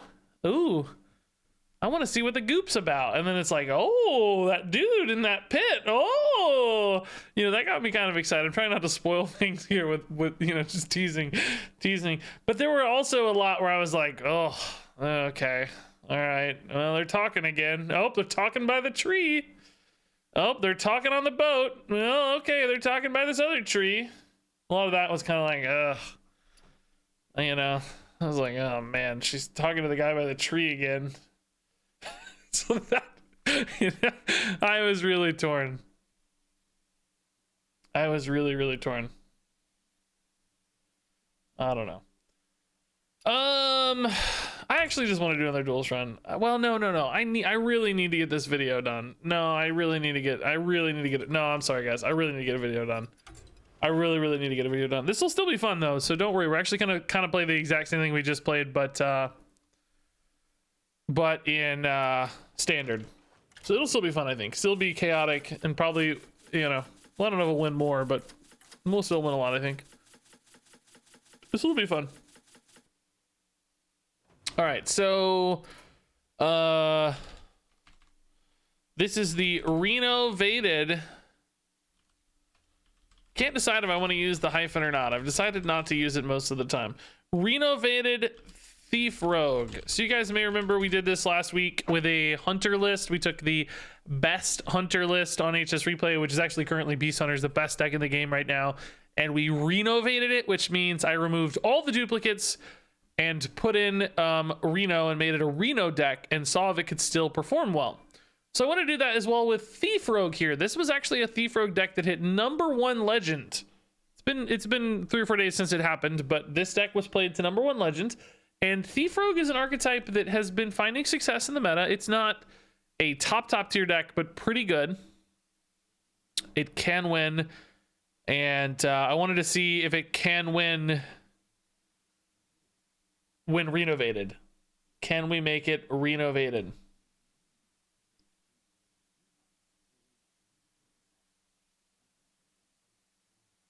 Regis loves him some goop. You forget how much LOTR is just talking until you watch the movies again. Well, yeah, I think that's probably fair, but I guess I cared more about the stakes and the characters maybe more. I mean, I read the books first, right? So it's hard to know like what the movie experience would have been like as a, you know, non-reader, I guess, first. But so perhaps maybe I cared more about the characters in the context because I read the books already. I mean, I don't know. But yeah, I don't know. I still feel like I liked the characters more, bought into it more or something. But again, there were a couple of characters that hooked me in the Rings of Power, just not everybody. I found myself kind of drifting towards my phone every once in a while, that sort of thing. I wasn't totally locked in. And I don't even really think I'm somebody who likes action movies so much, you know. I don't think it's that. I'm not like I don't need like constant action to be engaged, but anyway, who cares about this? So let's do this. Let's remove all the duplicates, #1. We're gonna remove all the dupes, and then we're gonna have to make some changes to the deck to see if it still makes sense as is. Let's add Reno. It's a pretty important part for the renovated decks. Without Reno, are they really renovated? So we lost, I would say, some of our early tempo consistency. For instance, we only have 1 Knoll. That can be a little stressful. We lost some of these cheap cards that help you like cycle Edwin, for instance. So we might need to replace some cheap things, and we might need to replace. Well, I don't know that there will be the same thief payoffs. I don't know that that'll exist. You're cutting your contraband stash in half. You do maintain tests, of course, but we have to think about how to still work this into a somewhat similar curve. We might have to lower the curve a little, or not lower. We might have to raise the curve a little just because there aren't enough good, relevant early game cards to run, perhaps. But you know, we could put in a parlay, for instance. I think that's a decent thief replacement. It's kind of like an extra jackpot or something. We could probably do the same with Swashbuckler. It's another thief activator replacement. You know, we've got basically a tooth missing or reconnaissance missing. So these help fill in the gaps there a little bit. Again, you know, they do it in a different shape. It's probably not perfect, but it's what we have. By the way, this is a real Hearthstone card. I've seen this before for sure. I did not know this. This makes you want to do a stealth run again, though, in Duels. I think we need to do a stealth run, guys. I think we need to. Could be pretty nice. So, any other good, like, we could do Lobotomizer, maybe? We lost a weapon on the Cutlass. We lost a little bit of damage reach as well because of Wicked Stab and Tooth. So we might want to consider adding some additional damage in, which a weapon can be, and it's still kind of thief themed. It's not by any means perfect. We could maybe do a Vanessa as well. Is Eviscerate not in standard, I guess? Wicked Stab only?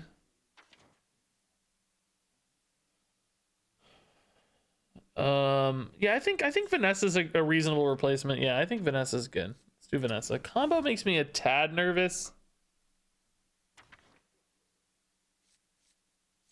but I think it'll be right. So we lost a Bone Spike and a Fire. So we did lose some of those spell-based removals.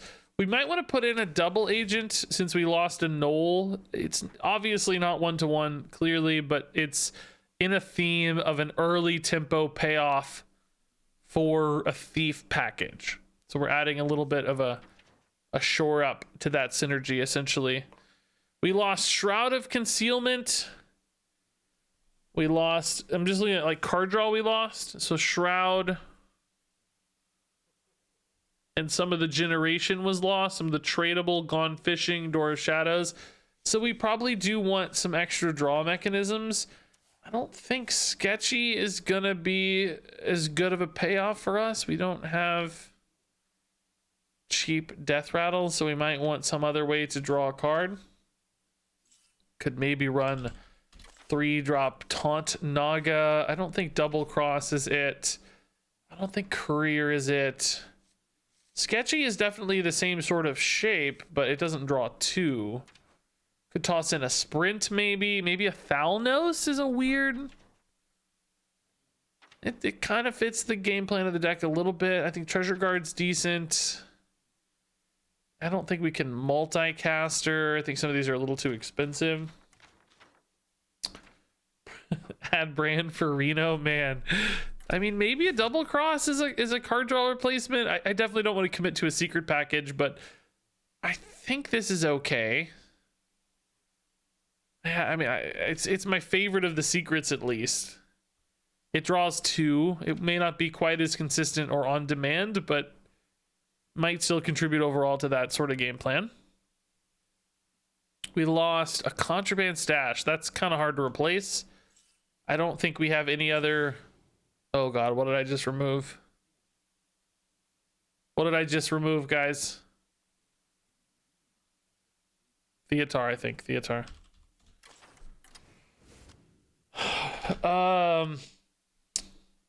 Yeah, Sprint is now 5 mana. Yes, yeah, it's very confusing. It's been changed a lot. You don't feel bad. It's totally been changed a lot. Hey, Shadow Moon, what's up? Okay, we could maybe do something like a Burglar. I wish maybe we could add. Is there a Shadow Step in here already? Okay, is there any way for me to bounce a Tess? That's kind of like getting an extra. We could also do Brand. Somebody said Brand. I think that's reasonable. We could add a Youthful. It's kind of like getting an extra really bad Contraband Stash that costs 9 mana. But I think it has other utility as well. There's Renos, right? There's Asharas. There's certainly ways to still activate that. Oh, Zola's another way to do that too. Yeah, actually I think I do like Zola better than Youthful. So let's do Zola. Zola's better. You get to keep the minion on board that way, which matters for some of these. I do wonder if we cut quite a few spells, and I don't know that I replaced quite as many spells. So I'm thinking perhaps we need to add a spell for the sake of Ashara. We may have a slightly unreliable Ashara. I think we added a fair number more, but I know we used like a weapon and a minion to replace some of our spells in theory. I don't know. Yoink is the only thing that's jumping out at me as a decent option, though. I don't even think that's a great option, but it's probably okay. Deviant Delight, I think, is too risky in our deck. We have actually a lot of stuff we care about. So maybe we'll do the Yoink. Okay. The other thing we lost a little bit of was spell-based damage. So the Tooth Stab Bone Spike package. I might want more ways to interact with minions on board early. So some like swingy cards, things that help me swing a board. So like a Fog Cell Freebooter is maybe a bad version of those, for instance.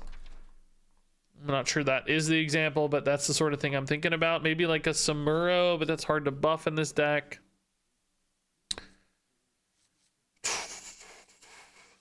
Fillet Fighter is kind of a bad example of that. SI7 Agent, I think, is kind of a bad example of that. Man, there aren't a lot of ways to replace that package, are there? Freebooter just feels weird. I don't like that. Phelan might not be too bad. I don't like how little dredge we have, though, for Phelan. There's not a lot of dredge. There's just a little. Not sure there's enough to make that good. Dredger staff. I never noticed that. That's kind of funny. Swordfish could dredge. Trawler could dredge. Phelan and Finley. I just don't. I'm sorry to say, I just don't think the random colossals are going to be good enough. I don't know. I think I'm not that excited about them. Is that wrong? We could run one more big guy, like an Insatiable Devourer. A lot of these decks do that. I don't mind bumping the curve up a little. Still, I think maybe like a Backstab. Did I already have a Backstab? Maybe a Backstab, sort of a replacement for our Tooth package, but not a perfect one.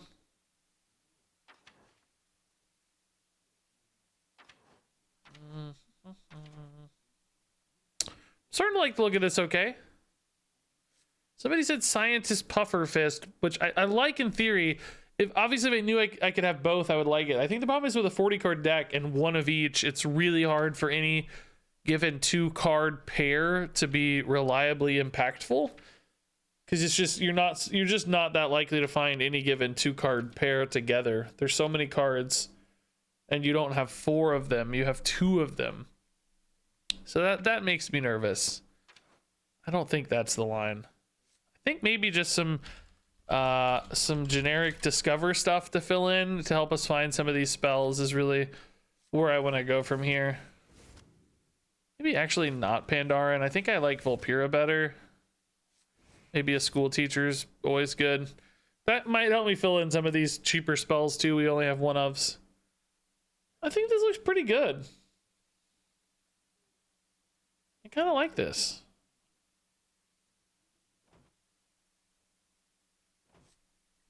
I think this is going to win some games, guys. Let's give it a shot. Renovated Thief Rogue. Can the #1 legend rogue deck still win a game after being renovated? I don't know. About to find out. Hey, Keel Araniolis. Thanks. I love the variety of Hearthstone content on your channel. You've got good content and bad content, Regis. I love the variety. That's how I'm going to choose to interpret that. Go forward at any cost. Okay. All I ever wanted was to study.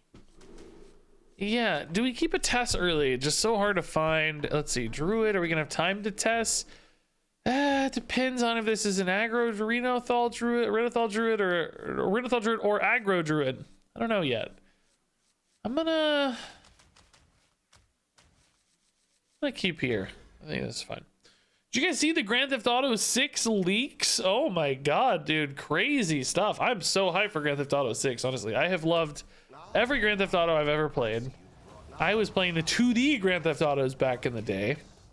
So when Grand Theft Auto 3 came out, I was like, oh my god, this is the greatest thing to happen to me in my entire young life. Might still be the greatest thing that has ever happened to me, honestly. Ooh, Reno could be very good against the Smork Druid. Okay. This is not necessarily bad either. I can weave it into a turn pretty early. But is it going to activate anytime soon? Grand Theft Auto 3 was just such a revolutionary experience for me.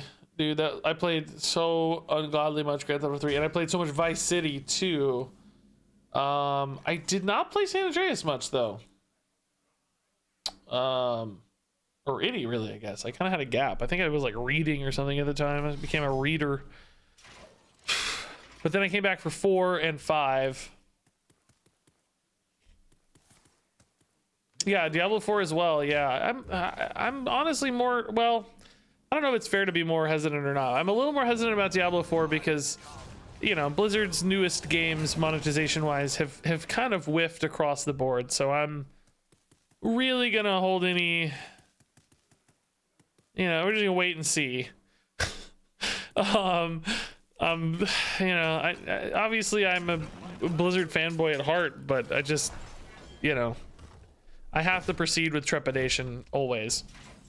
By the way, I got totally baited. It's not Smork. It's Renovated. We were talking too much. I don't know why I thought it was Smork at first. I just saw that one drop and I thought Smork, but it's not.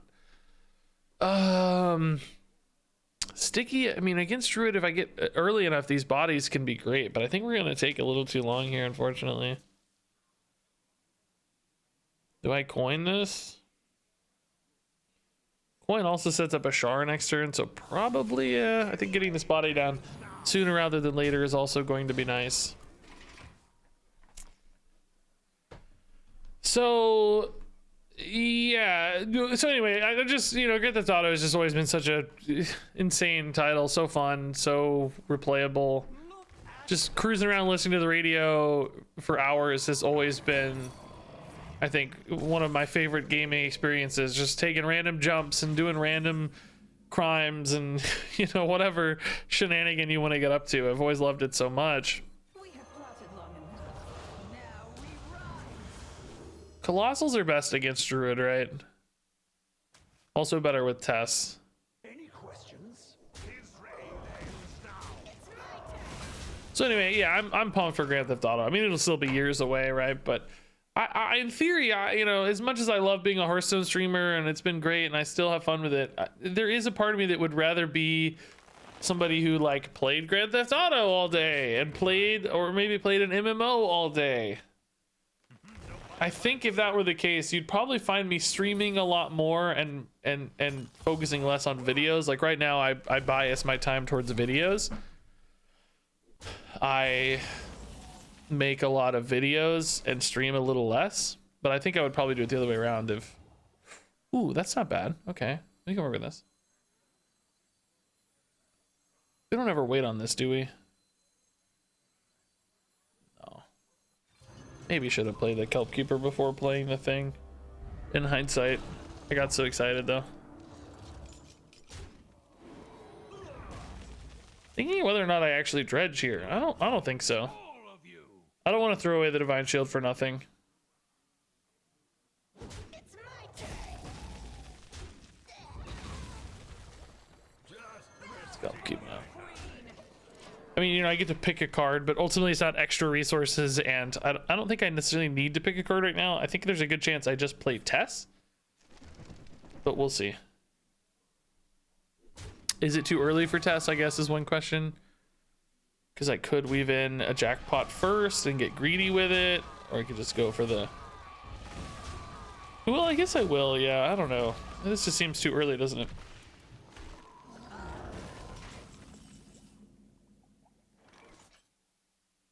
Another Colossal, but... doesn't really feel like time yet. Siphon Soul, okay. Proving Grounds. Huh. I do have like big stuff kind of, but not exactly.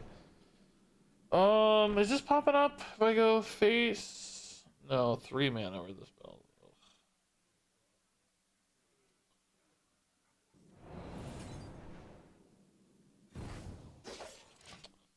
These really aren't great test cards, so unfortunately I do kind of wish I had just played the test there and built more board. I feel like we're gonna fall too far behind. Without Denathrius or Devourer in hands currently, I just don't see this pivoting especially well into a win condition. I might have to go Shroud here just to try to find 1 or 2 of those and see if we can't get a win condition. Do I enjoy Resident Evil games? I do, yeah. I actually played the Resident Evil 2 remake demo on stream one time for like 30 minutes, but yeah. Guys, I still really want to do more variety content. Like, you know, I made a big push on Elden Ring. That was fun. I want to do that more often. I just can't right now. But maybe soon. I would like to do that someday. Just weave in more variety,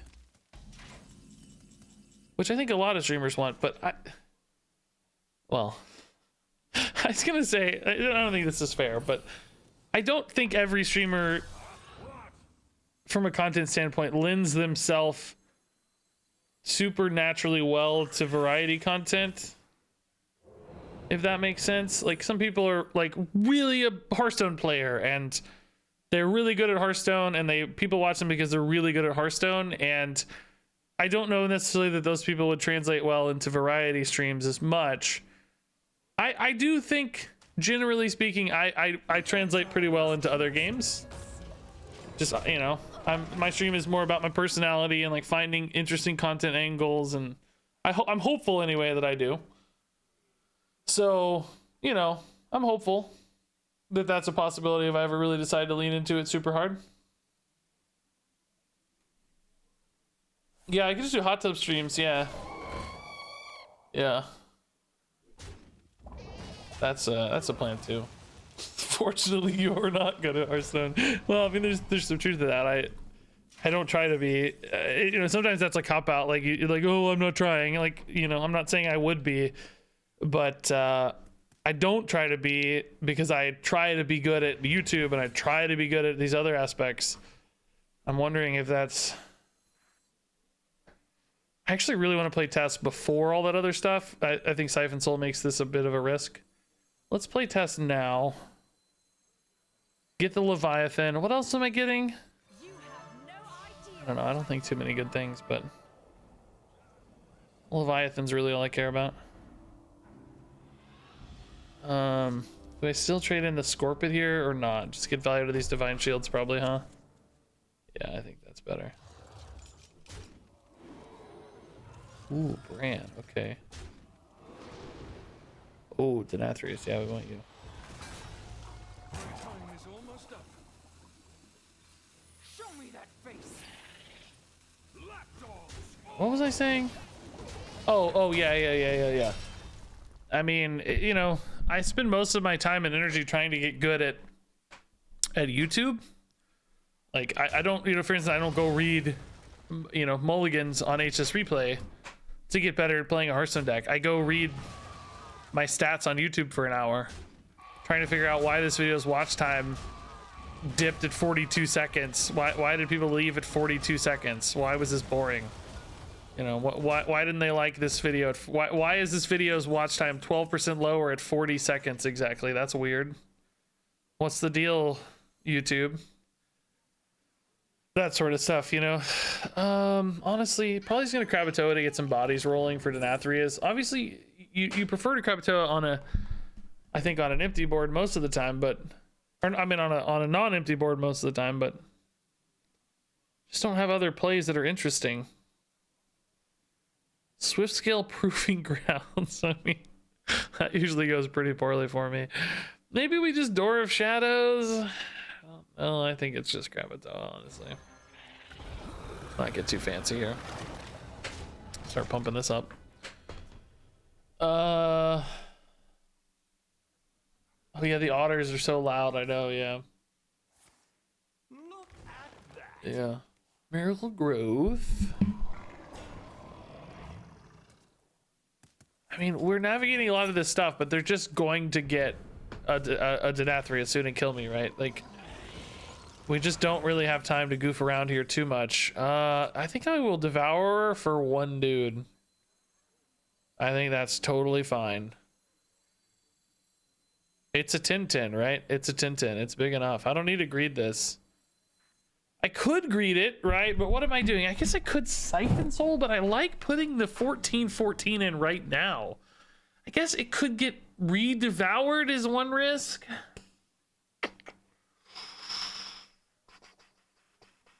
Maybe we just take the Siphon Soul here.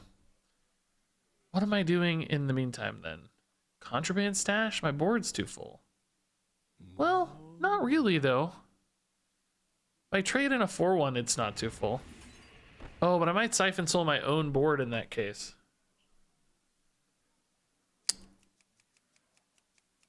I just don't really need the Leviathan yet either is the thing. The Leviathan's just not that interesting. Okay, I'm just gonna do this. If he eats mine, I'll just Siphon Soul it. It's fine. We'll be fine. Let's just make the 14. We're gonna put it over here to hide it behind the Kelp Keeper. I mean, if they play Devour, are they just dead? Is another question. I might just be able to go face. If they Devour the 14/14 anyway, they don't have extra mana right now, so maybe that just creates a checkpoint. Checkmate? I said checkpoint earlier too, I think. Checkmate. Checkmate. I've played tennis. I've played tennis. What? My brain is officially gone. I've played chess before. Yeah, Devour, and I mean, do they have a way to get an Earthen Scales out, I guess is the question, like Innervate Scales or something?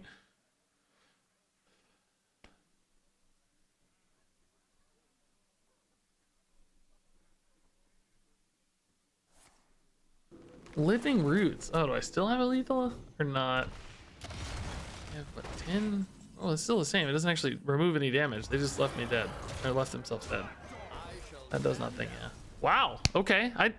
Dang it, I talked to that entire game about nonsense and it actually ended up being a great win.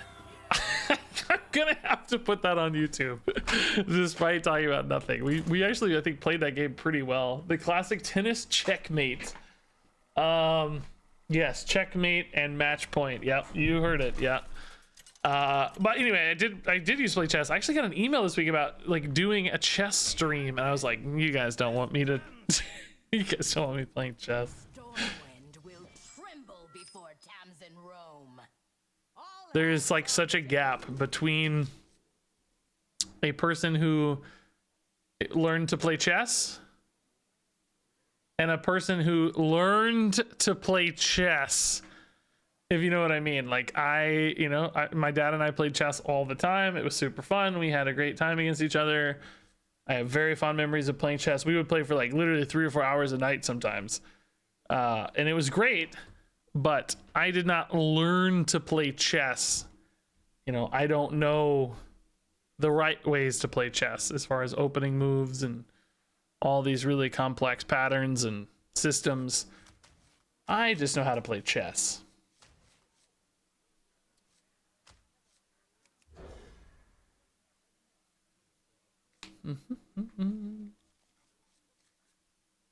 My city is actually very well known for chess.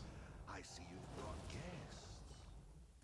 I live in what some would call the chess capital of the United States. I'm Googling that to make sure that's not just me saying that. Oh no, Google agrees. Chess capital of the United States. What would be considered the chess capital of the world? Oh, I guess that's gonna be, people are gonna battle over that title. All right, let's see. Tarantula's decent against an early swarm of imps. Next turn, get it down, get the 1/1s contesting. I think I like that okay. Lone Shark could help me cheat out more stuff, but also the opponent. I don't have anything super compelling to cheat out. I think this is the pick. Let's give me the on curve play. Didn't the big chess scandal just happen there in St. Louis? Oh, was it in St. Louis? I don't know. I mean, if you're talking about the what's his name quitting after one move or whatever, I certainly heard about that, but I thought they were all online. Maybe the commentators are here? I'm not sure. I really need to pay attention to the games, guys. I know.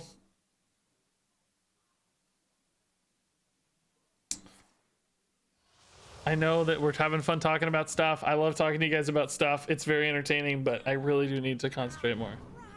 It's not your guys' fault. I'm the one doing it. I'm not blaming you. I'm the one talking about other stuff. But I actually really need to concentrate. Okay.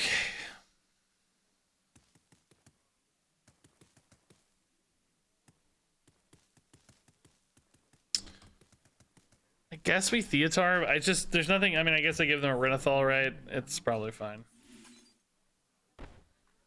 thinking about maybe saving this for a better target, but I don't know that there's going to be a better target at this stage. The 3/3s on turn 4 are honestly a little better. I think I'm okay, but now that I'm putting a 3-atar in with 3 health, I think it's important to remove both 3 attack minions. So let's go ahead and put in the 3-atar.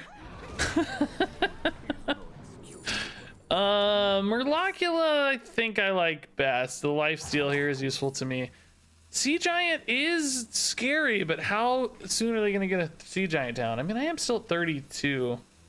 Maybe I take a Sea Giant as a punish if they go wide. Just prevent them from getting it. I think I like that in theory. Now if they go wide, they know they have some risk.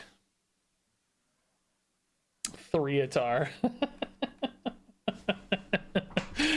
I think the YouTube community will enjoy the random rants. Maybe, yeah, sometimes they do.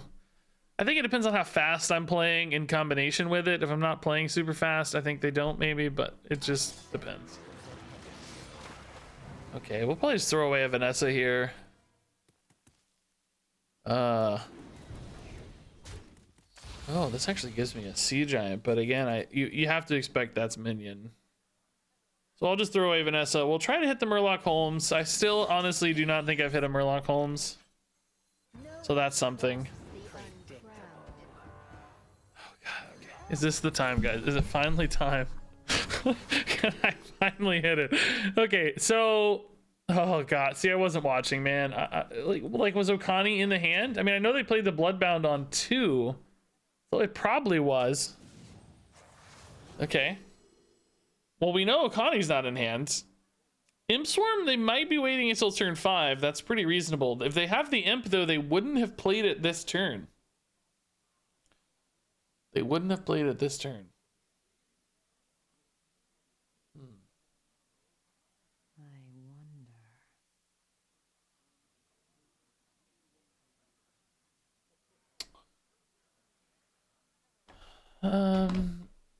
OMG, why not kill? I don't know. I didn't think about it, to be honest. Who cares? No!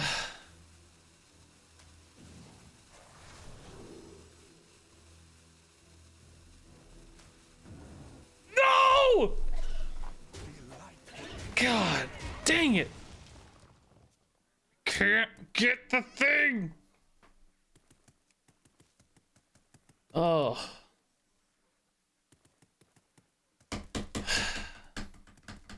How was I to know the Imp Swarm versus the guy in deck? We're going into turn 5, so like, yeah, they could have that guy in hand. They didn't trade the guy, but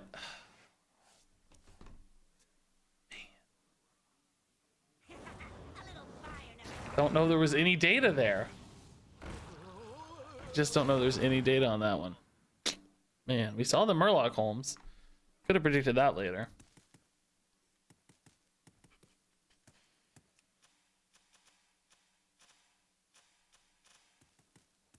Okay. Thank God, do we ever turn corner and just start hitting face? I don't know.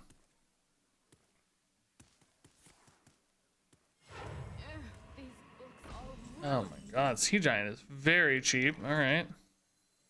Thank you, Mr. Sea Giant.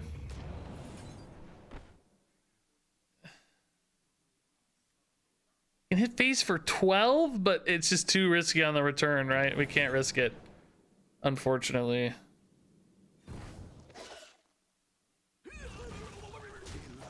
We're definitely winning on board anyway, so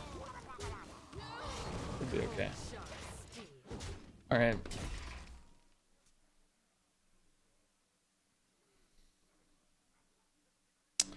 Imp Swarm showed his rank 1. It was rank 2 if it was in hand. Oh my God.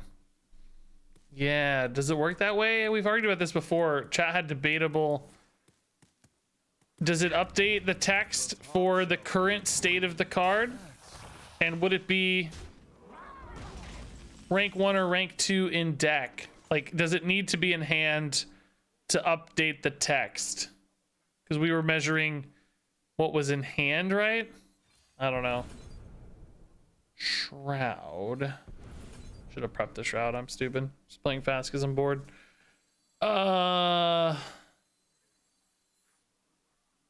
Devourer next turn won't be infused. I guess actually I shouldn't have prepped, by the way. I don't have any spare mana anyway.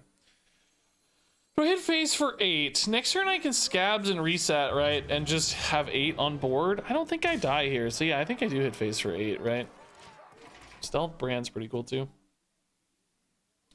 It shows correct rank while in hand. Kibler was bamboozled by just that earlier today. So yeah, but that's what I'm saying. That was an in-deck version. So does it show correct rank in deck? Right.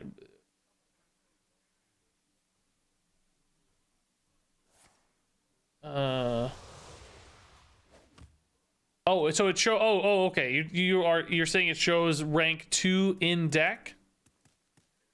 I misinterpreted what you mean. So so if it's even if it's in deck, it's not in hand, and it's turn 5, it'll show rank 2. Okay, good to know for later. So if it's past turn 5 and we get offered that, we know it's never that. Well, wait. Isn't that exactly what we just didn't see? I've lost track of what we saw now. I thought it said rank 1 and it was in deck. Am I losing it here? Isn't that what we just said the opposite of? Oh, he was still turn 4. Oh, I see. So you're saying oh, okay. I thought he was on turn 5. Okay, so it would have been, so I got it now. Oh, whoa. I never actually saw that before, but that's wicked cool. Bran on board. Oh, that's so sick. That makes so much sense. I've just never seen that before. I've never had a Bran stick into a Scabs. That's really cool. So he was at 4 mana. It would have shown rank 2 in deck if he were at 4. It would not have, or if he were at 5, it would not have shown rank 1. Okay. So the original comment didn't make sense either then, right? So it showed as rank 1. If it was rank 2, it would have been in hand. Yeah, so I don't, so that's, okay, I think I got it now. I'm gonna confuse myself more if I try to talk through it again. I'm gonna confuse myself even more. Okay, rank 5 with Reno Rogue. That's cool. Okay, I got it. I have to actually concentrate. I need this to be a video. The whole point of playing this was to make a video. I'm not concentrating. I'm not paying any attention to the game. We're talking about nonsense, and I've basically wasted 2 good games talking about garbage and not paying attention to the game at all. I have to actually concentrate. I really, really desperately need a video for tomorrow. So I have 1 hour to get 35 minutes of good games. Okay? I have to concentrate. I just have to. Gone fishing we don't want. With Noel in hand, I think I want to just chill for a minute or two, right? Tradable's good. If we can find any. I mean, we're way less likely to pay off the Noel well in this list. Our tradable density's lower. I did get a couple neutral cards, so maybe that's fine to just play some neutrals. Just hang out here. They might legit think I'm a priest for a minute or two. None of these are unusual to see in priest.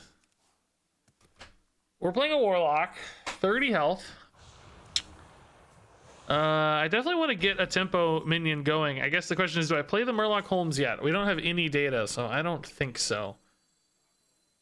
I'll probably play it next turn if well, I don't know, they tapped. How much is this really going to be imps versus abyssal imps versus some other thing I'm not expecting? I don't know yet. Oh, this is more like combo death rattle stuff. Okay, that's kind of wacky. That's a little spooky, honestly. Can we guess the Holmes? We don't really have to yet. Let's just do Volpira for now. It's a good curve fit. Boon? It's kind of weird. I don't really think that's going to be good. Holy Smite. I'm not expecting this deck to play a ton of stuff. They probably are still going to have some imps for card draw. Boon is like a decent on-curve play next turn. If I don't trade the Renathal and they don't hit the Renathal anyway. Otherwise, it's a little iffy. Maybe we need to go mystery choice. Not really in love with any of those. I like tradable. Tradable's good. It's a good null activator, I guess. So, mine and mistress. Peasant was off the top, not a peasant. Okay, I don't know if I'm going Murloc Holmes yet, but when do I want to play this Theatar to steal one of their combo pieces? Basically, we're looking for their phylactery. I think is the primary combo piece for this deck, right? How much am I gonna rely on just playing hero powers, man? I don't know. I kind of dig it. Yeah, crab legs are death rattles. Yeah, that's a good point.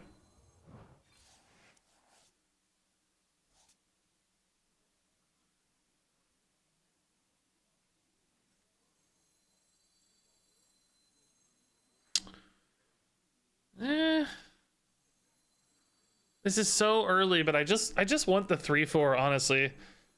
Null gets cheaper later.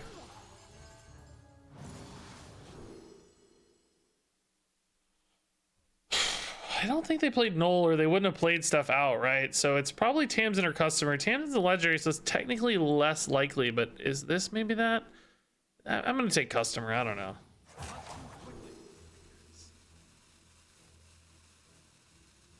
Rod, they haven't had a chance to play yet. Phylactery's probably a deck because it's a legendary. God, it's in hand, but that means we can play Theatar and take it. So we still got some valuable information. Dang it. I cannot hit a Murloc Holmes. I always get the first two, I feel like, and then it's the third one every time. Every freaking time. All right, so they only have 5 cards, right? I have a really good chance here of hitting the Phylactery. Maybe I play a Null first, so I get better choices to give them a card, right? I don't think that hurts anything, does it? I want a tempo anyway. Show them who I am. God, I didn't hit it! I didn't hit it, man. Oh, that's frustrating.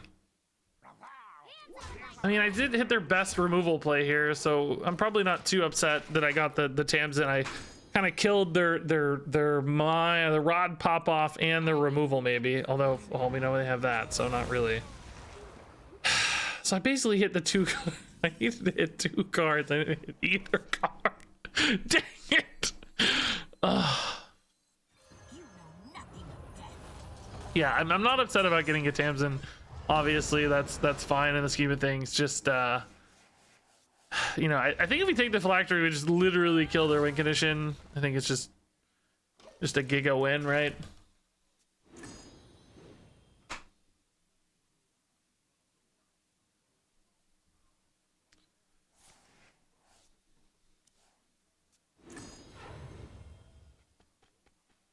I was a rogue for 1 turn. You're right. Yeah, you're right. Yeah, I went from priest to a very brief moment as a rogue, and now I'm a warlock, which does have some impact on test plays and stash plays and stuff.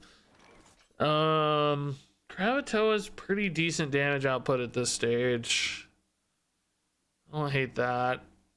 Could infuse here too, but in the temporary copy, I'm unlikely to play this turn, right? Maybe if I prepped it, honestly. What is taking so long? Are there any spells I just don't ever want to play in the deck? Yeah, like Amulet, that sort of stuff.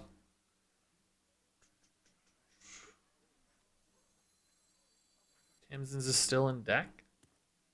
No, it's not, because I was on the deck choice and I picked it, and it wasn't in the deck. Taking so long. It was in hand.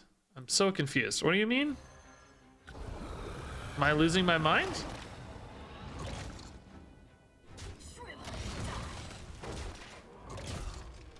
I was on the final step of Murloc Holmes, looking for a card in their deck. I clicked on Tamsin's, assuming it was in the deck because it's a legendary, so it's the least likely to have been drawn, theoretically. And it wasn't in the deck, so that means it had to be in the hand. It hasn't been played yet. So then I tried to Theatar it. We had a 3 out of 5 to Theatar it, and we missed it. And here they're already playing it. My God.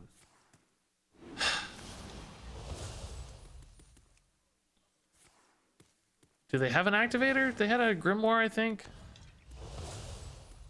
Can I maybe just ignore it and go face so they don't have the activator here? Do they have the activator? They do. Well, that's only one guy. Is that enough to stay alive? Oh, here's two guys. Oh, that's the activator. Okay. There you go. Just a little BM on along the way, I guess. Am I dead though? I don't think I have lethal. I have 10? This can't go face. This is 3. This is touch, which is not lethal. So I have 10. I have not. I need to find 9 damage. If this hits like wicked stabs, if not, I can maybe kill off my own Krakatoa and try to wait a turn.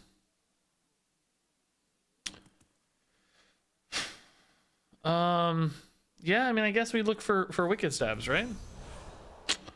Distortions don't do it, unfortunately. Double cross doesn't do it, unfortunately.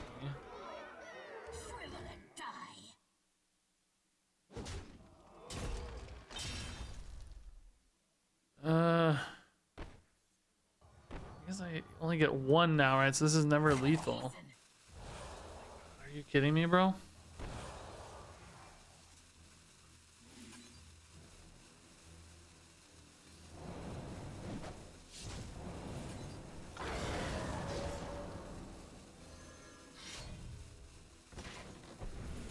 I don't know. I'm just chilling.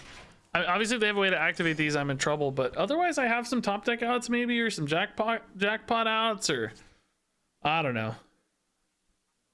Shipping the thing early to face feels kind of bad, I'll admit. But I also did risk hitting a Fell Rift, by the way, which is also bad. Ah, that's lethal. Okay. Get at it. Sad. Could have maybe tried to heal with their touches, but I don't know. It seemed like it was going to be weird to kill off a thing just to heal a little bit. It just seemed better if they just didn't have it, right? Yeah, it is weird how that's still temporary after getting traded in. Yeah, it came back still glowing red. So would it have dissipated if it was chilling in deck, or does it have to be in hand to dissipate, I wonder?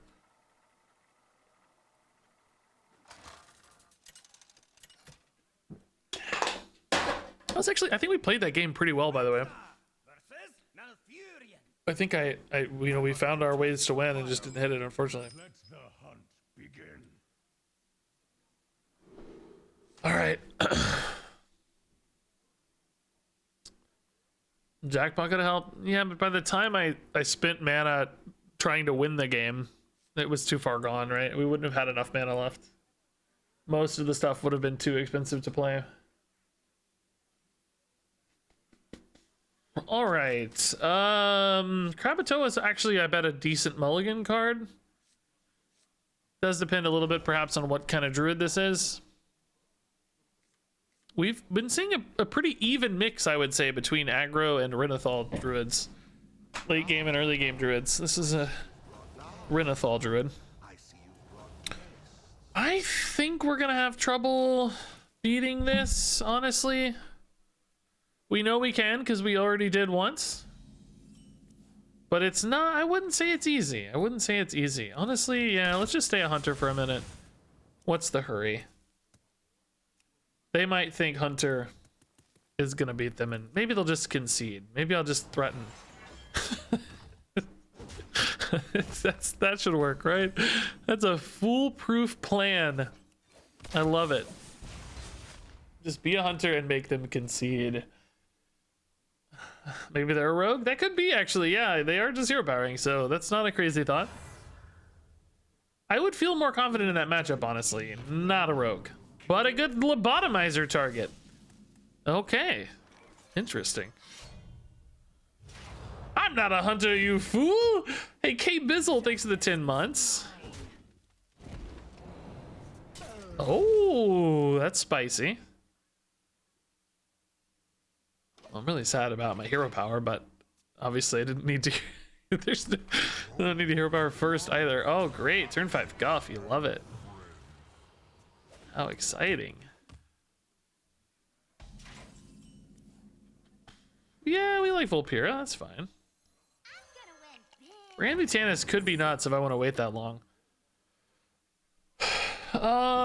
Conjurement Stash is really good with Ashara stuff. I think that's a plan, yeah. I'm wondering if I ever like Shadow Step this and play it again. Then next turn, I still don't have Prep Ashara, so no, I don't think I'd have to take like a really cheap spell here, but I would like to prep the 3 mana spell. Nah, just not worth it, right? That's too fancy. There are actually some plays there, but prep Conjurement Stash can also be great later for a big swing turn potentially. We'll just wait. Yeah, multiple Colossals for Queen could be nuts with Stash as well. Oh no. Oh my god. It's as if like they just heard they just heard me talking about it. I mean honestly I think that's probably a better eat than Denathrius or Mutanus maybe, but still a little bit sad. Honestly, a little sad. I guess we're not getting honorable kill here, right? Am I better off hitting that for 4 in this case, taking 9 or not? I think I don't take 9 here. I think I gotta play this kind of straight up, unfortunately.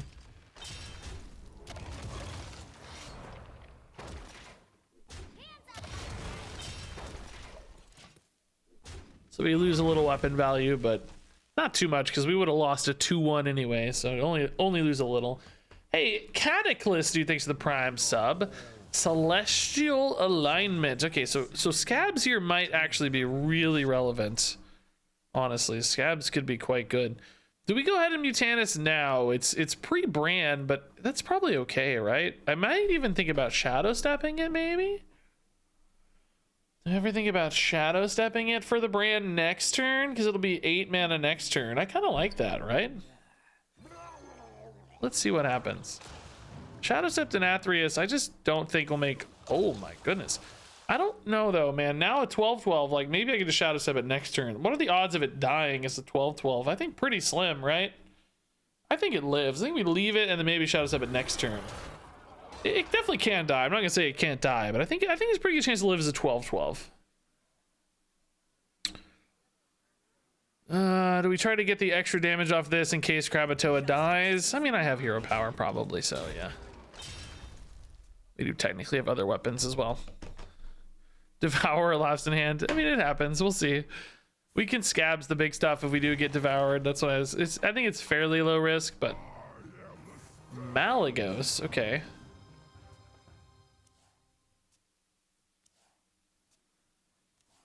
I haven't really looked at alignment lists lately, but I did think they were a little bit less devourery and more I don't know. I haven't looked at a list. I better not say anything stupid. Like I better not say anything dumb, right? I better be careful here. Yeah, I mean, gosh, this is a pretty juicy trade. I don't hate 18 damage to face either, though. I got to think about this. Like 18 damage. Maybe I just leave the 412. Maybe I still hit 18 to face, but still Shadow Step. Yeah, I think I leave the 412. How scary is the 412 really, right? It's just not that important. I can devour it later, whatever, right? Doesn't even like I get Scabs to clean it up later. It's fine. Let's just make a very large Mutanus. I like this. Eat some big boys here, boy. Go get him, boy. Let's see. That's a big boy.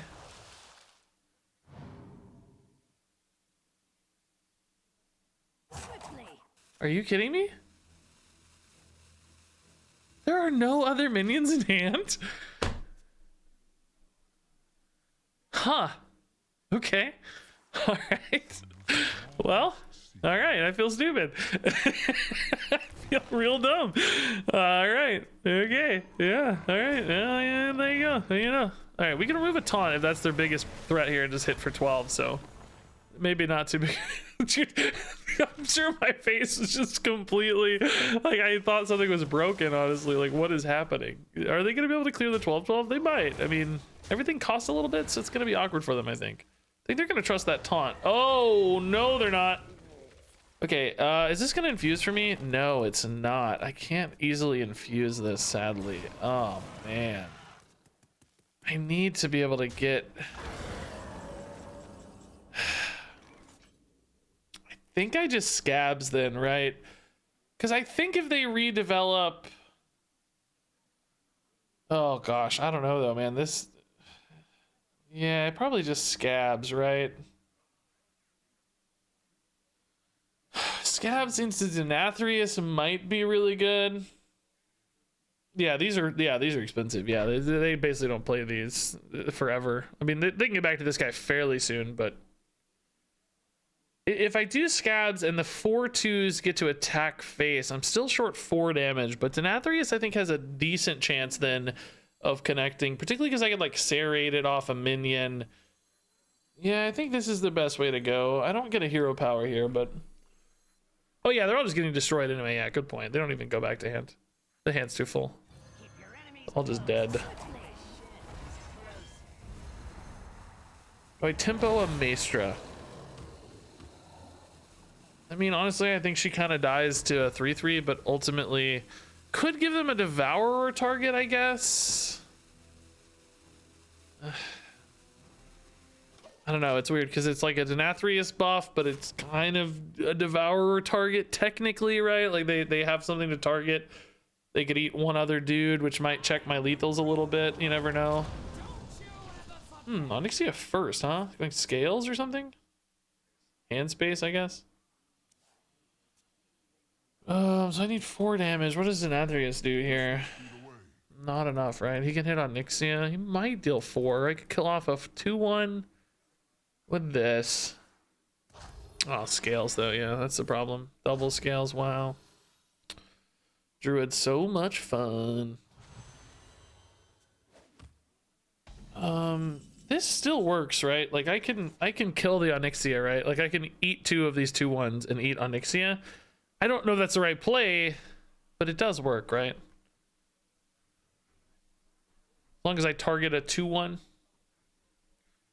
and not Onyxia herself. I just don't know if that's good enough, though. I mean, I may not really have a better choice at this point because I just, I don't have any lethal outs anymore, so maybe we're just chilling. I'm really sad these stashes are completely stranded so far, man. He might have the second Devourer. I don't really have a choice though, right? What can I do against it at that stage? I can't wait forever, number one, because on Nick's his dude's gonna win at some point. I don't know. Just feeling kind of hopeless here.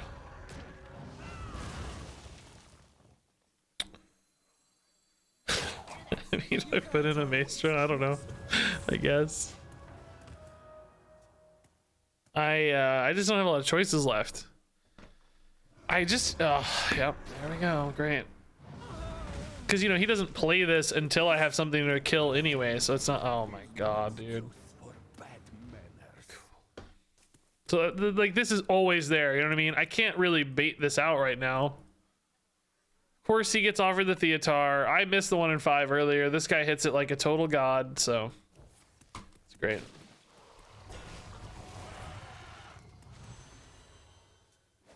The time has come to dethrone our former master.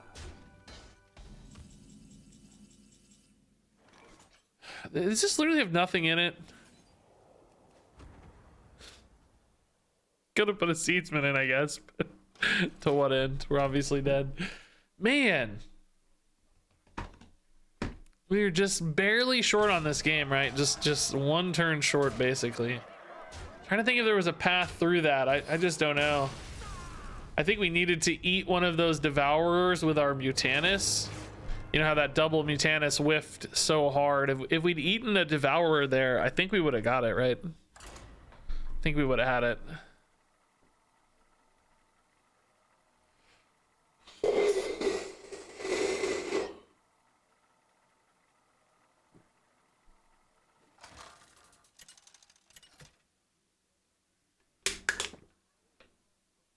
Magni versus Sylvanas. I will never serve. For cause. Alrighty, Hunter. Hunter might be intriguing. I like this opener pretty well here. This is a good little tempo start. Kind of old school double agent line. Theatar against Hunter can snipe one of their like big infused cards. Maybe you know, you can get like an Ikman. You can get like a Nathria sometimes. You can get a Hydralodon sometimes. Like, I think I don't want to wait too long on this. If I can deny a mid game tempo swing card, an Ultimore, an Ikman. Oh, this might be more facey though. Okay, well, thankfully we can just answer that. Not a big commitment for me here. A little bit light on resources perhaps, but ooh, Belinda. Well, that's not great. Belinda's, I mean, maybe if she snipes the exact right minion or something, but it's so unlikely to be good. Oh, no, I doubt I'm gonna trust Belinda too well here.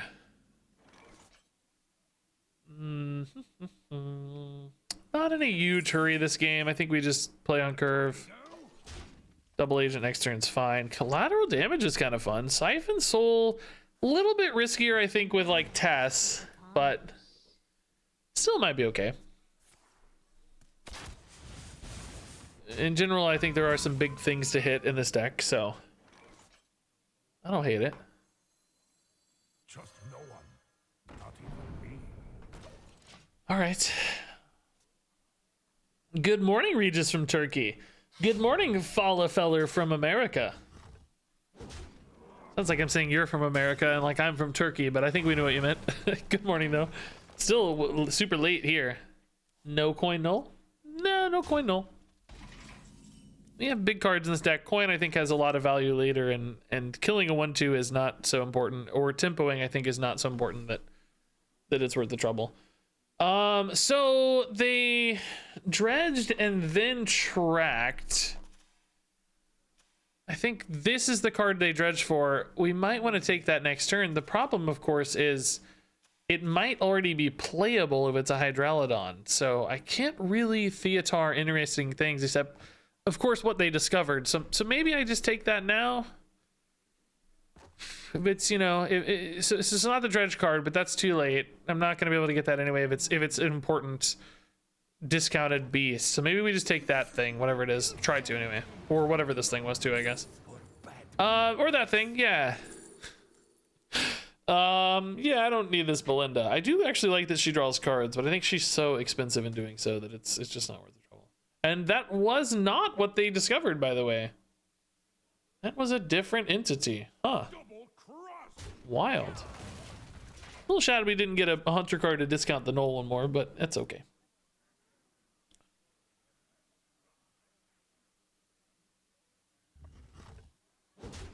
So was that a Hydralodon or not, right? Was that something scary? Even like a mountain bear or something? We have Siphon Soul. We wouldn't fall too far behind against that, but I obviously wouldn't be happy about it either. They've got a Belinda. They've got, what else did we see? I totally forgot. A Saber and a Battle Ram. Okay. It's not so bad.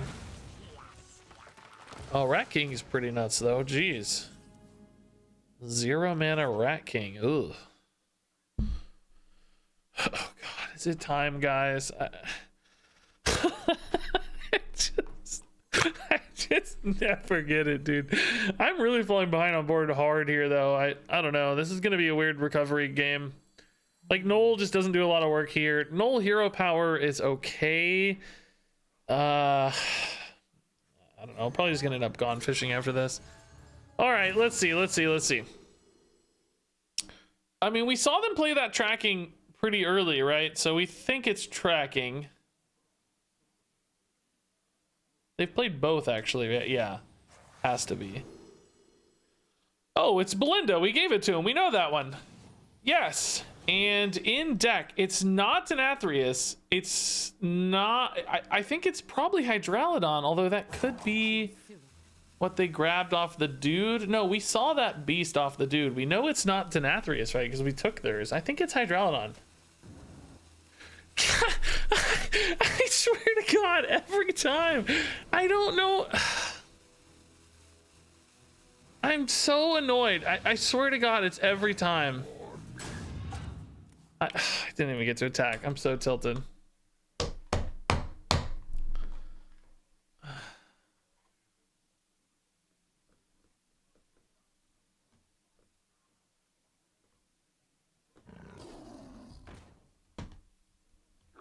Isn't it less likely they've drawn both tutus?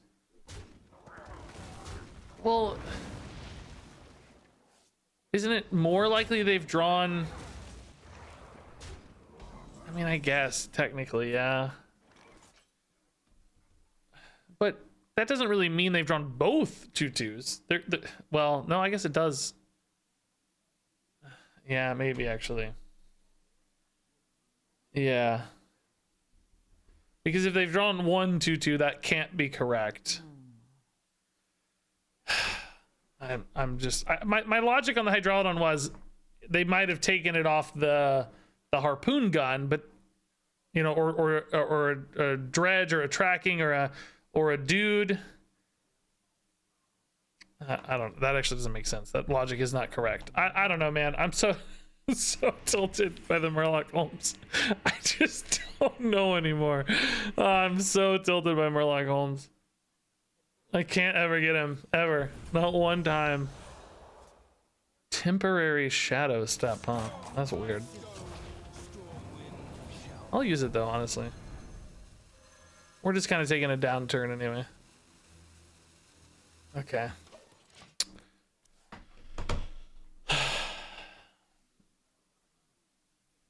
I don't know, man. I don't know. I just want one Holmes.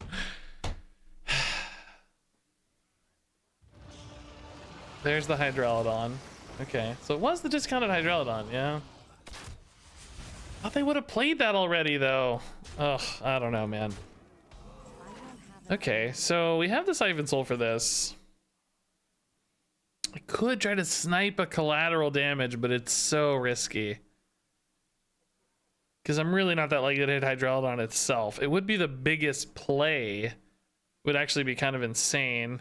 But I can get away with a worse play here, I think. I think we're not totally dead yet. Although, God, we are getting kind of close. Because I'm going to end up leaving, you know, 11 plus damage on board, tank another 4. Maybe I have to snipe it, dude. Maybe I have to snipe it. Okay. Let's snipe it, dude. No fear. Yes, okay. Not bad. Not bad. Not the best results. I think I'd still ultimately rather remove a Rat King. Because he's a little harder to deal with on average. Though not too bad with a Siphon Soul, I guess. Okay, we're bringing it back. We're bringing it back. Wild Spirits.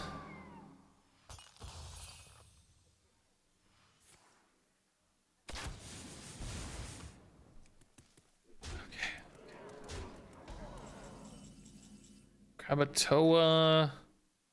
Math a little weird. We can tidy up with Wicked Stab. I feel like I kind of have to Siphon Soul though. I'm just dying. Siphon Soul Stab removes the most amount of stuff. 4 damage remains. I'm at 14. I'm at 12. Nathria starts cleaning up, but he might take too long. Maybe I don't need to heal quite yet if Krakatoa removes enough stuff. Still 1 turn shy on that Denathrius though. I feel like this is gonna leave me behind still a little bit. Anything worth shadow stepping? Lobotomizer's just worse here, right?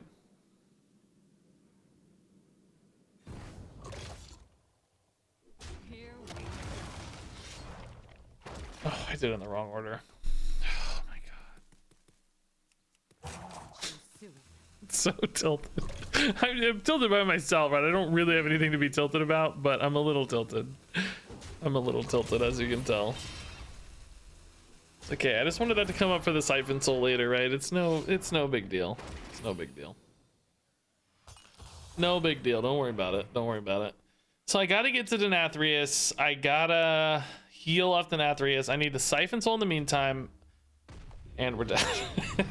Great. Just great. None of it mattered anyway. That's kind of a relief, I guess. Cool.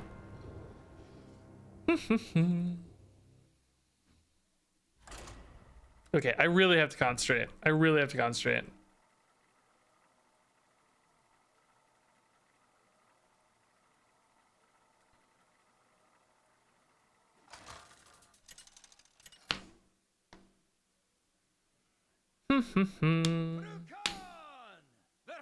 I do win more when I'm distracted by chat. It's true. It's true. But I need to focus.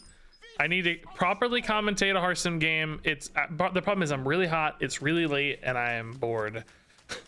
I'm gonna be transparent. This part of the expansion cycle is boring. I want to be playing new cards. I want the mini set. I want to be engaged, you know, and I'm just a little bored. So it's a little hard to get in the zone when you're bored. I actually think this is a reasonable curve to keep. Reconnaissance can help swing against any sort of imp start. Scorpid's not the best, but it can still be good against a Vile Library buff. Can maybe be awkward for them to trade in 1/1s and stuff. The Parlay is probably the worst card here, but I just don't have a lot of other great options. I could maybe hit a Burglar, maybe one of my 3-drops or something, but I think it's still fine. Could try to ride Noel's success actually by not playing a rogue card early, but I'm playing Reconnaissance on 2 anyway. I think it'll be fine. 4 expansions and mini sets per year. Yeah, they've been teasing that. Like, Ixar teased that a lot, and I feel like they've never talked about it more since then. Okay, so this is Abyssal Imps, probably. Reno could be very, very good in this matchup, honestly. If they get me really low and are hoping for Imps to, like, finish the game and I just heal for 1 billion, that could be a great way to swing this. So it might be nice that we have Reno already. Oh my. Next turn with Swashbuckler, the Cabal Outfitter's kind of intriguing. It's 1 mana. Maybe even wait till turn 4 to play the Scorpid on next turn. Scorpid's not excellent against the Flame Imp, though. So many options. Curve-wise, I could just drag below next turn as well. I mean, do I hold for Cecily? She does have some crazy high rolls, right? If she hits a Tass or a 6 mana, though, it's pretty late in the game. Same for Tyrion. These are way better off Tess, for the record, if I think I can go long enough. Kind of like Cecily. I'm gonna greed a little bit. I think with Reno in hand, we can expect the game to go a reasonable amount of time. And then Cecily is our best, you know, get something awesome. Number 1 could be there. And then just off Tess, I think I like Cecily better to help me chain into more stuff. Tyrion, you know, can be more board impactful. The weapon's awesome, but am I going to be turning the corner with the weapon enough to make that more compelling than just getting another 0 mana thing? An awesome thing. I want to get the awesome thing, I think. So this feels more like Drag Below than Scorpid, since the Scorpid dies more or less for free.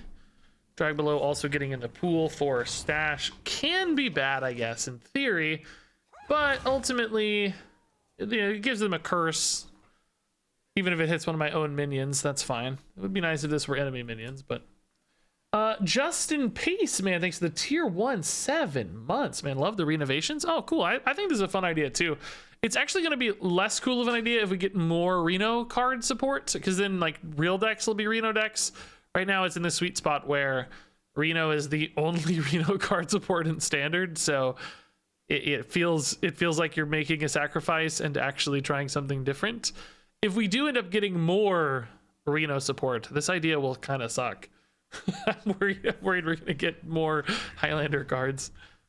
Maybe I'll have a little more time. Who knows? Okay, Cultist. Not too scary yet.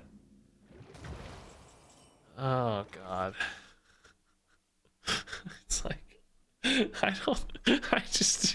just dread playing for like almost every time, dude.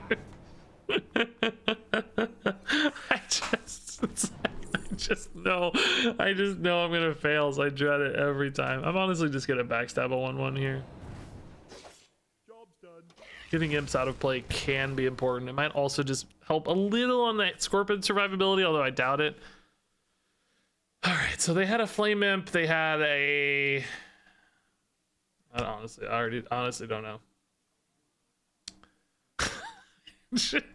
It's like, I wish I had like every clip of me trying to hit Murloc Holmes saved so that I could edit them all together for you guys. But I don't, obviously. I think it's time. I don't have another compelling play here. Battling Book could give me one, but it's fine. Okay, so that's Flame Imp. This is golden? Was that one golden? They also had a drag. They played Flame Imp on 1, right? So it's Flame Imp. Oh. They haven't had a reason to play the Librarian. I mean, they did have mana to float. They haven't really had a reason to play any of these yet. Would we have seen a Fiendish Circle yet? I don't think so. So many options. Chat, this one is, I just have no clue here. I think more expensive is more likely because they won't have played it.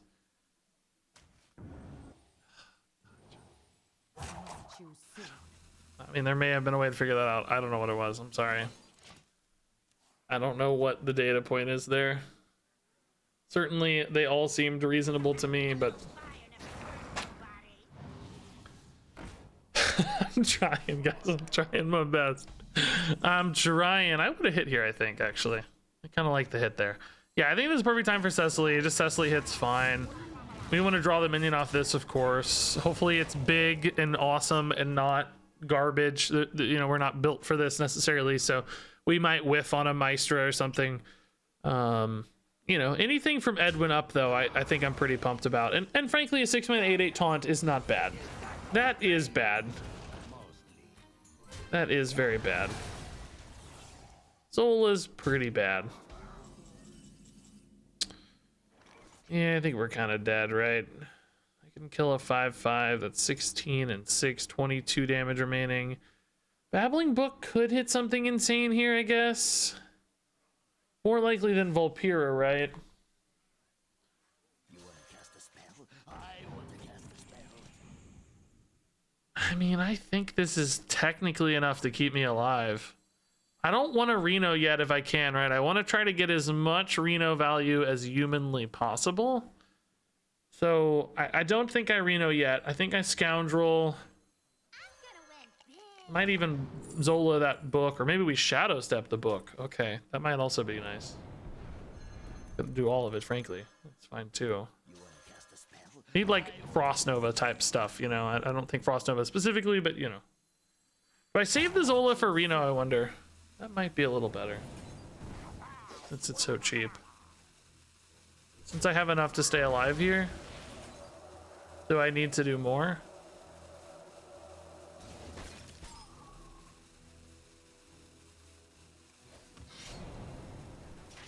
I don't know.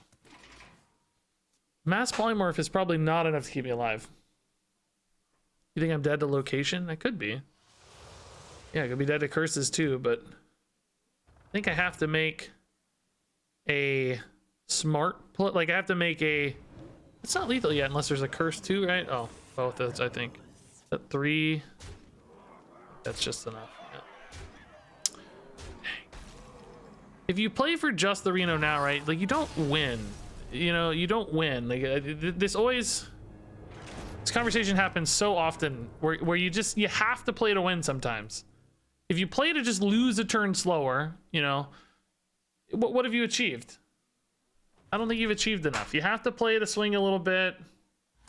I'm actually pretty happy with that. We just lose, right? You can't help it, but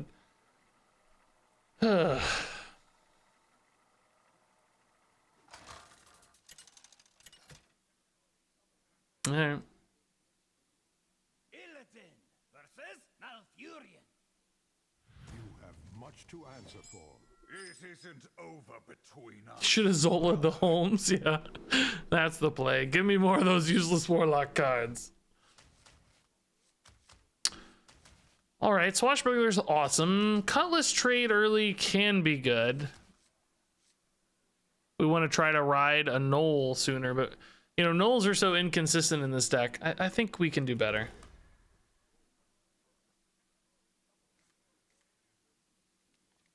Okay, nice golden hand. Nothing else, it's beautiful. I see you've brought I see you've brought guests. Worth it to cheese Demon Hunter here. Can actually fill my curve pretty well if I do. With a 1-drop next turn. Maybe just ride a couple more Knoll discounts this way. I think it's fine. If I had a turn 2 play, I probably wouldn't do this, but with turn 2, I think we can.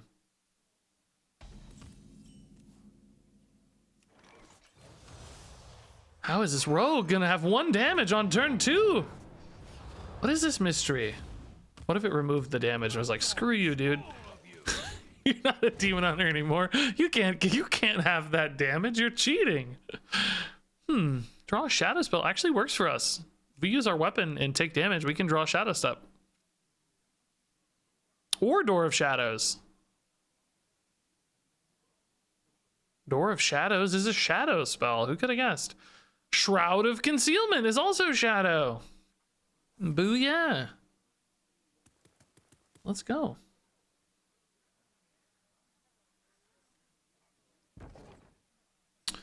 We just play the 3/4 here. We really don't know what we need off Scoundrel yet. I just think the body is better.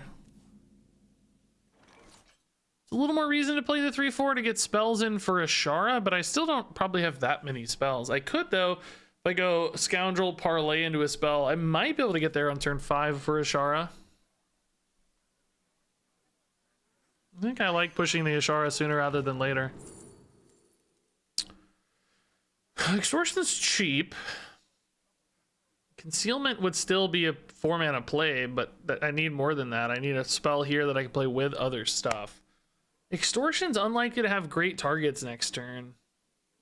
If I go Mystery Choice, on average, my spells will be cheaper, but might be even harder to utilize. At the very least, I can trade this, I guess. If I don't go for the Ashara play, maybe still take a trade. See how it feels. You gotta be scrappy with scraps. Hey, it's a target. Nice. Cool, cool. I love it.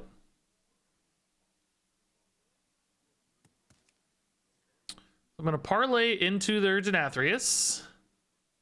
The sea floor be its own treasure.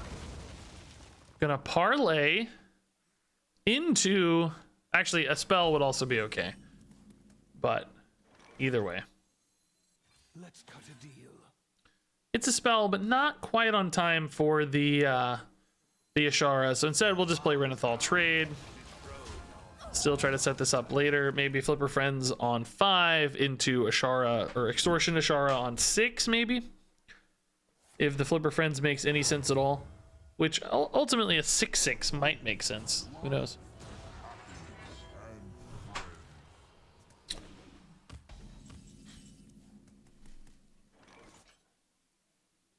Go cheap spells instead, but nothing really to target. His reign ends now. Hello, Mr. Orca Man. Without Tess, Ashara is admittedly a little less compelling than normal, but still Colossals can be very, very important. Very swingy.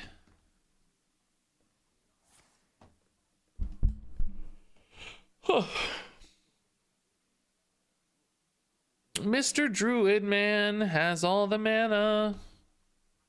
Mr. Druid Man has all the mana.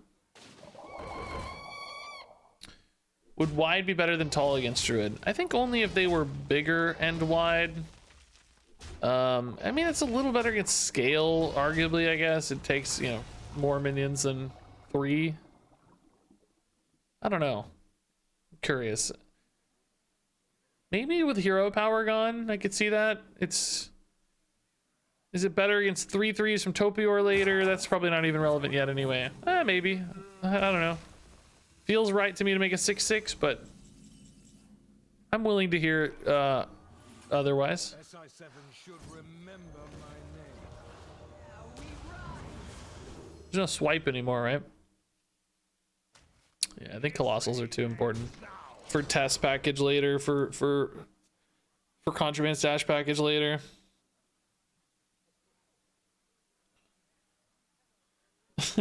We sing an Ocean Man right now in chat. I love Ocean Man. It's such a happy feeling song. Like every time you hear it, you're just like in a vibe, you know? It just feels good to hear it. I like songs like that.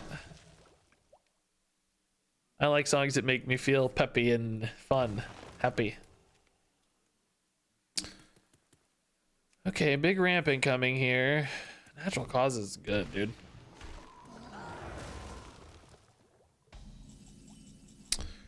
Theater time. I think we can wait a little. You know, their hand can get bigger is the only downside. But we just don't really know if there's anything good up there yet. If I want to play the Colossal now, I can't do both. Maybe let's see if the Colossal's like a really big, impactful board-winning one or not. Like Nelly, for instance. I mean, Nelly's not terrible on board, but I wouldn't say a great, awesome board winner. So do I rip the Theater here, guys? Is it too early? What am I looking to hit? I'm looking to hit like Insatiable Devourer. I'm looking to hit Denathrius. Topior maybe. Oh, some of that wouldn't have come down yet. So maybe there's a chance. I could hold this for like a Brand later. Shadow Step later, but I'm gonna do it for now. Just impatient if nothing else. God. God, I don't even know. That gives them the kill on the Theater, but I kind of like this drawing Shadow Step later, so gonna hold it.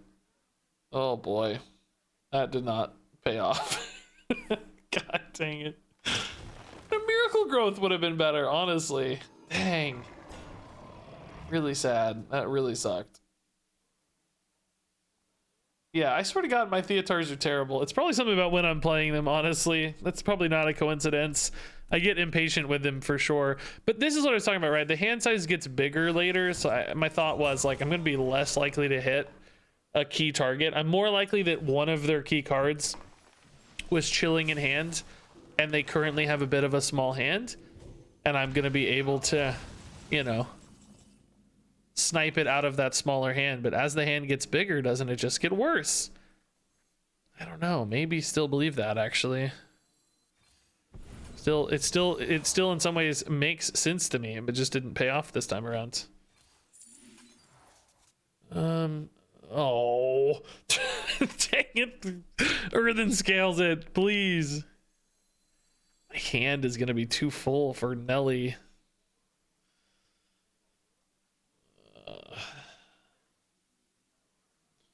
I want to go Nelly school teacher, but then my hand is really full.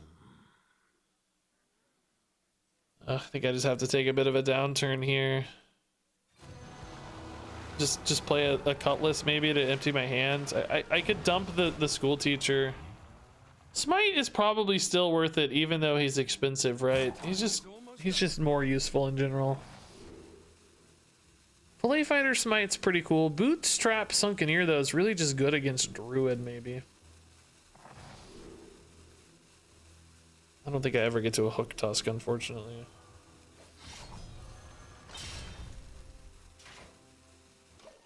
Yeah, I don't know, man. I'm gonna burn a card, but that's okay. Maybe I should throw away the Twilight. Maybe I'll get the Shadow Step off the top anyway.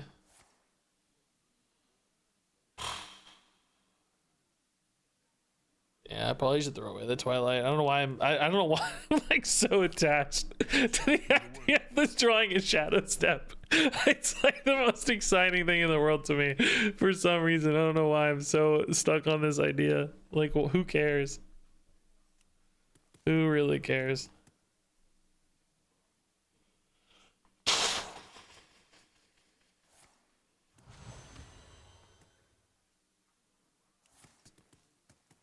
Scale, sure. I hope I don't burn a key card. I'm gonna be really sad. Taking 10 here, it looks like, too, which sucks. Sunken here pretty easy to combo, at least. Bran honestly is not that key of a card. He might look like it, but I don't think he is. All right, we can go school teacher now. Jackpot's pretty nice. I don't know though. I might need to be focusing less here on resource generation and more on like garrote damage. But I just know that I can't beat Earthen Scales or Denathrius, so I don't know why I'm even playing this game, to be honest. It's silly to even try. I lost my Theatar. I don't have a Mutanus. How do I ever beat Denathrius, right? Is there anything off jackpots? I used a parlay already. I mean, they could give me the parlay back, of course, but honestly, that might be a misplay if they do. I guess I have like this smite kind of thing. Could maybe get some damage outs. Like, I don't know. Still tough to beat Earthen Scales, though. What do I have here? 10 and 11's 21. It's not crazy. Haunt guy, sure. This is a weirdly appropriate time to Twilight Deceptor. Man, they just really did not develop much, huh?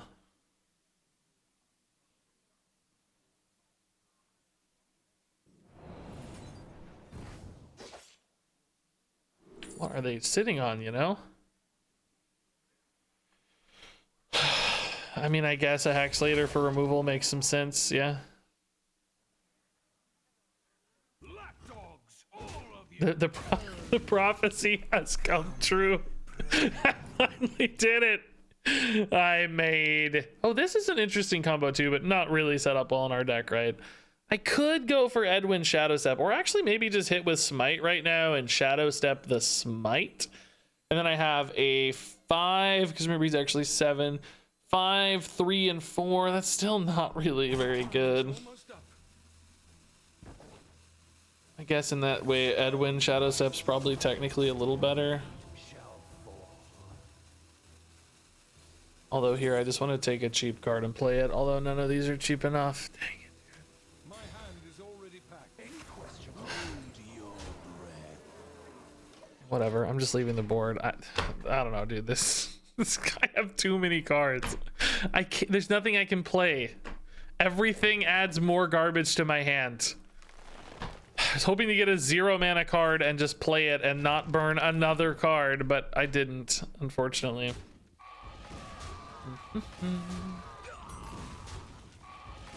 Their Denathrius has to be just giga sized right now. Just absolutely monstrous.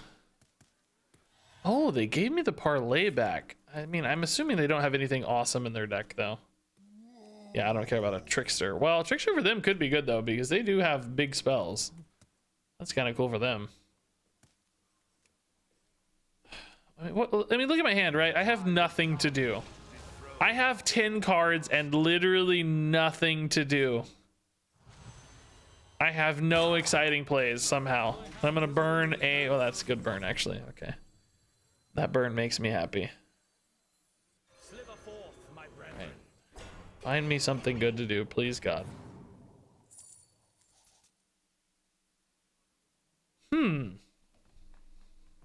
Man, if I had my Swift Scale Trickster, I could have played this with Mr. Smite.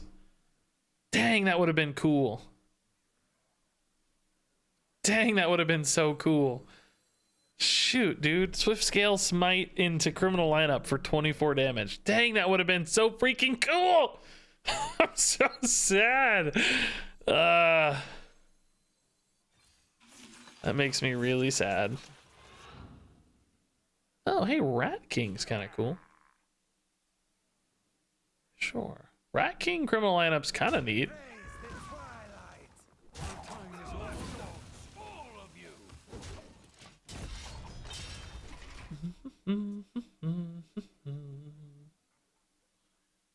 Yeah, Contraband Stash Smite could be a way to do it. Yeah, that's true. I think the Contraband Stash makes Minions, maybe. I played a priest minion, so and a druid minion now.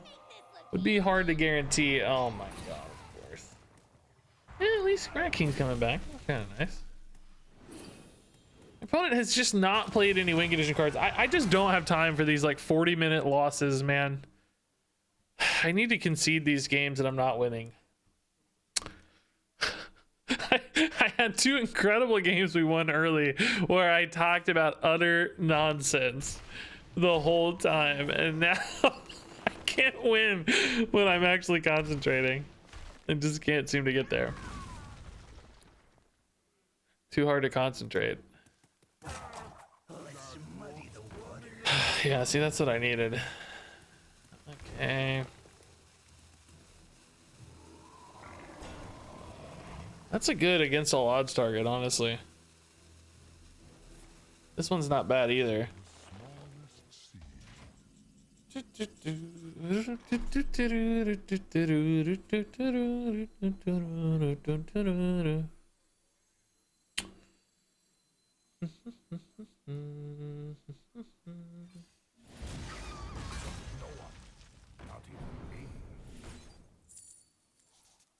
Oh, that's terrible. I liked how I was intrigued and then just confirmed, oh, that's bad. I have to be dead to Denathrius by now. My god, dude. How long are they dragging this out? I just need to... I should just concede, but my brain tells me I can't. Oh, actually, yeah. Oh, yeah. Maybe. Alignment does allow me to cheese this for 2 mana. Especially at a prep. Oh no, prep costs. No, prep would still help. It costs 1, but oh no, it doesn't help. Never mind. No, it doesn't. Doesn't help. These aren't 2 spells, bro.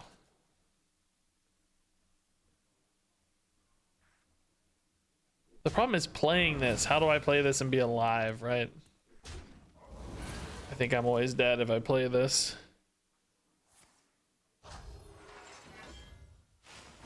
Shadow Step makes smite 0. I don't think it does, right? It doesn't it apply the cost after, I thought. I don't know, maybe not. I can hex. I don't think there's anything off Scoundrel that saves me, right? Hex leaves them at what? 11, 4, 15. I mean, technically alive with a hex, I guess. Living Roots kills a minion here. Kelp Keeper, obviously, way too big and useless. Man, I feel like I just don't have my good cards, by the way, guys. Where are my good cards? Somebody forgot to give me my good cards. Like, look at the bottom of my deck list right now. Do you see this? Look at all these insane cards I have that, well, a lot of these are, you know, weirdly listed there, but still, I think there's some truth to that. Where are my insane cards?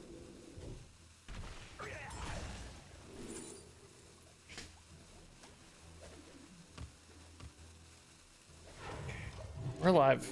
I mean, not really, because we know Denathrius will eventually kill me, but I mean, hey, Pastor Elijah, thanks, man. First time on Twitch. Wow. Been watching for a long time, dude. That's great. Thank you. I feel like I've been dead for 20 turns and they just aren't playing the Denathrius for some reason. I just know they have Brand Denathrius up there that's not being played. I'm so over it. Like, oh my god, dude. Literally going into fatigue beforehand. Yes, like it literally turn 10. What turn is it? I don't, why is that fun to just have the, I mean, maybe technically I wasn't dead, I don't know, but it feels like I've been dead for 10 turns to that. Maybe it was just a few turns ago, I don't know, but like, yes, I can concede, but also why not just end the game? I'm letting people get their achievements, do their things, finish their quests, and they just drag it out. Just go. The like masturbatory, like I need to celebrate this for 5 turns. We've ran into that to multiple times tonight. What shall I play? Let us see who can Like, they really have to savor the victory. All right, Volpira early I like. Do you think there's a rogue maybe? Well, no, we've seen a lot of Relic Demon Hunter stuff. I think these Insatiables are just too big to keep early. I do risk missing some of my better cards, but there are more good cards, and I need tempo plays in the meantime. I see you. Prince Renathal.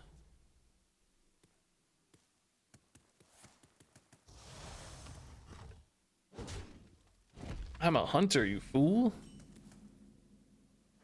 Swift skill, give me something big. Give me a big spell. Big spell.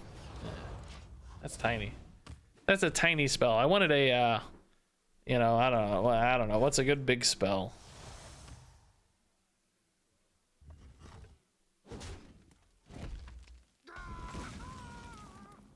Reno. Reno against Demon Hunter. If this is, I think it's a rogue though. I don't know why. Just Demon Hunter would have Renathal, right? So feels like rogue.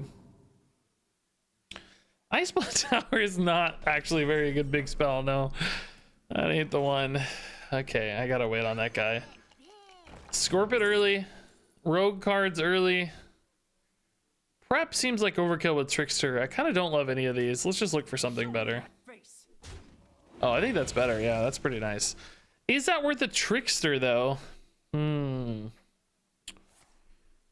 don't exactly have follow-up on it. Oh, that's an actual flanking maneuver. Oh, this is Demon Hunter. Okay. That surprised me, I guess. Is the 2/2 here worth so much that's like, you know, I can just coin a Sharon Vessel anyway. Is adding a 2/2 worth saving a coin and getting a 2/2, you know? What other big spells am I gonna get, I guess?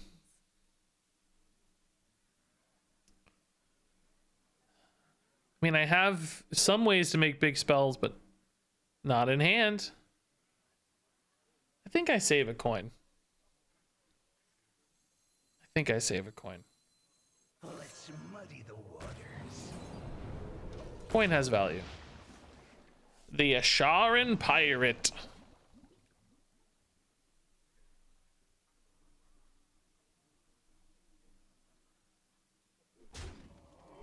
Two contests, right? 2/2 doesn't contest, right?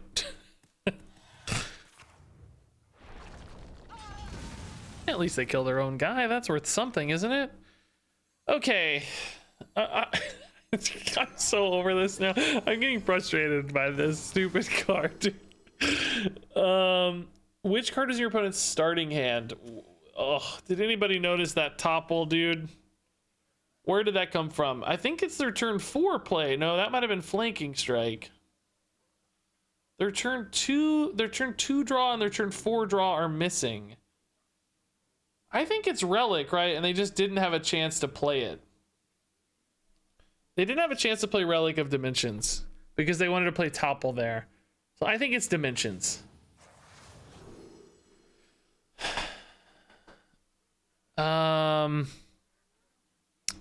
They would have maybe played this.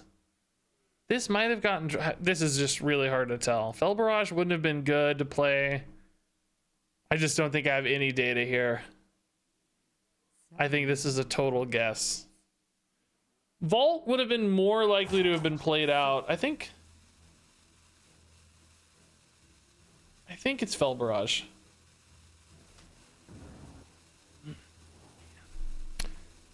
I don't know if there's a way to deduce that one. Fel Barrage just didn't have a good turn. It seemed like they might have played the Relic on 3, not the Scorpid. Right? I don't know. Hard to know. Hard to know. I don't think we had any data there really. I can say at least I don't really feel as guilty about that one. This hand is so bad. This hand is just utter garbage. I have nothing for Tess. Reno is pointless. I can try to alter fire, but to what end? Just does nothing. I just burned 3 great cards. Well, 2 great cards, I guess. Cool. What did I get for them? A relic vault? I mean, I don't know. It's in the test. I mean, I have more cards than them, so there is like a fatigue advantage technicality here. It's possible with tests putting that in the pool, but guys, this Reno deck feels so much worse than our last one, honestly. So much worse. Smell you.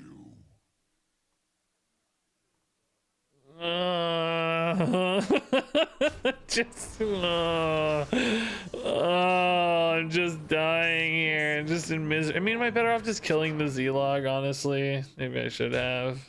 Well, yeah, I still could have, but I don't know. This feels okay too. Feels weirdly okay too. I don't know.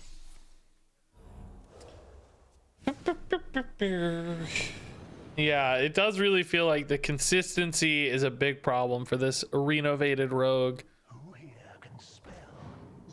There's too many things that demand other things. Like the hunter deck, you know, it all just kind of worked. You just play the big thing and it works. Yay, I played a big 7-drop, played a big 5-drop. This deck demand, you know, like this demands spells. This demands burgle cards.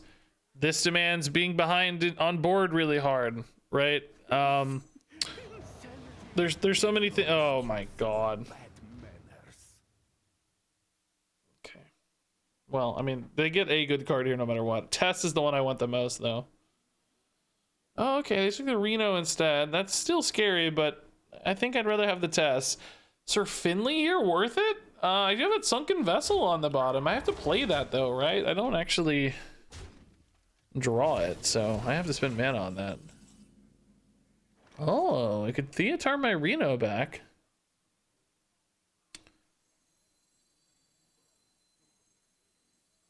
Or maybe grab something better. I don't know. Guess I have to ask if I'm dying here in a second, but I don't think so. We can tidy up enough board. Yeah. Reno's definitely the best pick there for me, no question. I'll give them a Sir Finley. I don't think it's that good for me. I like these cards a lot, so seems important to keep. Kind of a funny little exchange we made there. Would really love to draw a spell. Would really love a spell. Hey, Tex Plex. Thanks, man. That's really nice. Have you given Tower of Fantasy a whirl? No. I don't think I'd like it, to be honest. I don't know enough about it. I shouldn't say that. I actually don't know.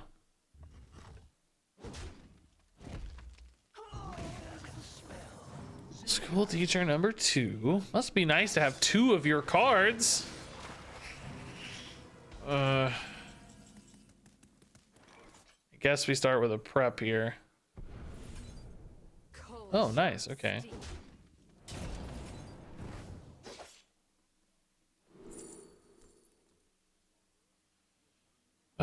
I can execute that freaking Okani if I hadn't attacked already.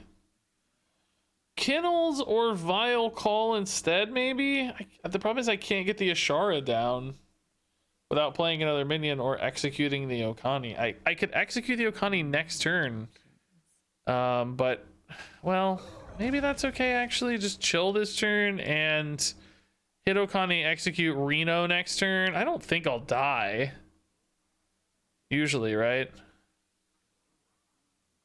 But I think I do want to get both of these actually working. I don't think I can throw away Tess either, so. I mean, obviously there's a risk they just develop so much here that the Reno kind of leaves me dead and stranded anyway, but this is at least a path out of this that I otherwise don't know. Are they going for it here? They have 12 right now. They need to find 6 more damage. They have 6? I doubt it, right?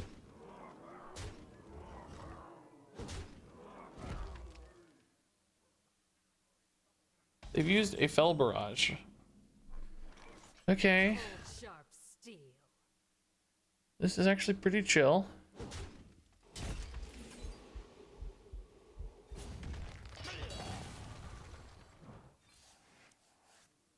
This is sort of the exact right health total for Reno to feel best, right? Okay, so a bit of a reset. Now we've got to go for like a Shara Tess value.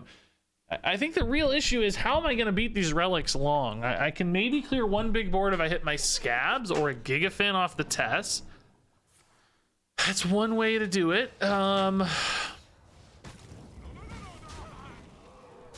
Or a Gigafin off a Shara, excuse me, you know what I mean.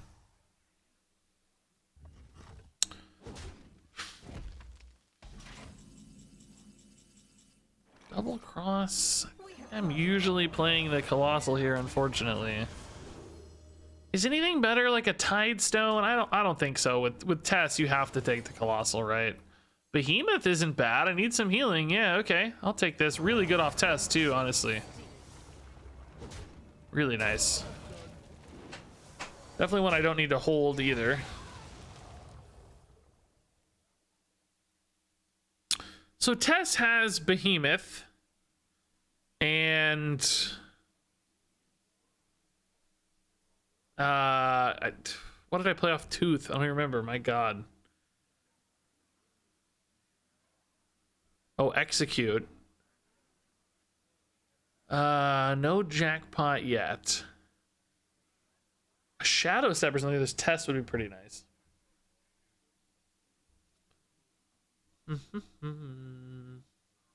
Oh, Ultra Fire. Yeah, that's right. Yeah, okay. Which honestly isn't irrelevant. They're already getting into a fatigue-ish scenario. I don't think that's going to be enough to like win the game outright for me, but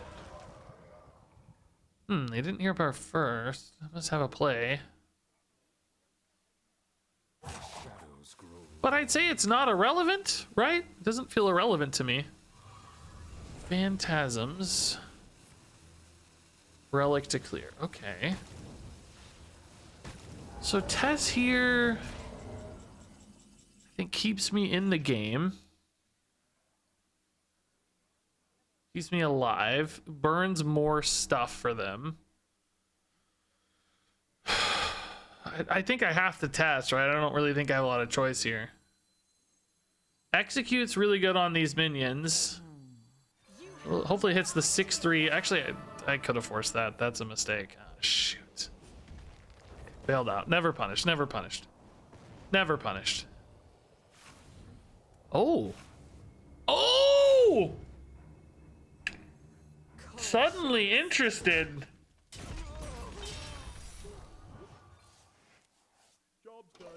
Oh my God, I burned Zymox and Denathrius with the Altar of Fire. Oh my God.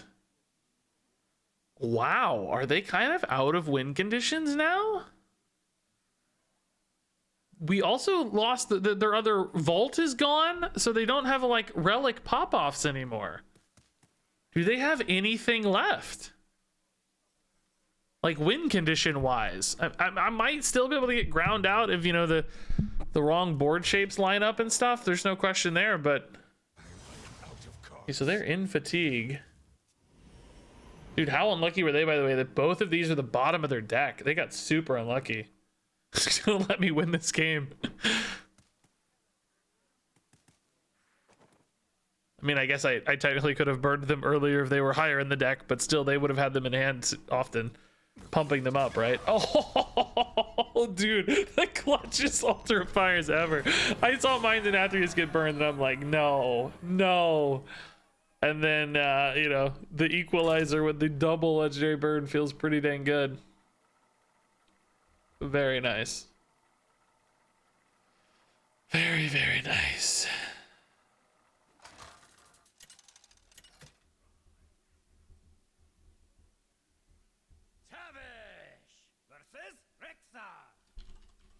Let the hunt begin. I'll make my own fortune.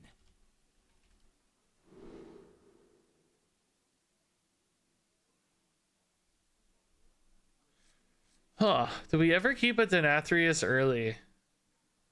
I think we get to turn 10 pretty often. I'm just not sure how good he's going to be by turn 10. This may not be the right kind of deck to keep Denathrius early. I don't know. We're going to experiment, though. We're definitely gonna experiment some.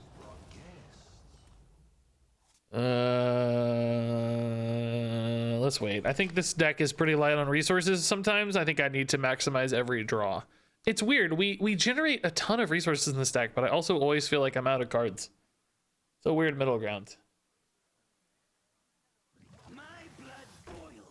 Oh, that's a great tooth target. Let's go. Oh, jackpot. Wow. It feels like a jackpot right now, honestly. So here we need to think about what's best for tests, probably, because I might be playing an on-curve test. I actually think Thorn Growth Sentries. This seems to be a deck that could have a bit more of an aggressive slant. Hold the Bridge is just really hard to work with for tests. Can hit the enemy stuff. Like, it just doesn't line up that well typically. I think this fits better. Next turn we can go Sentries Fishing. On 4 we go Jackpot.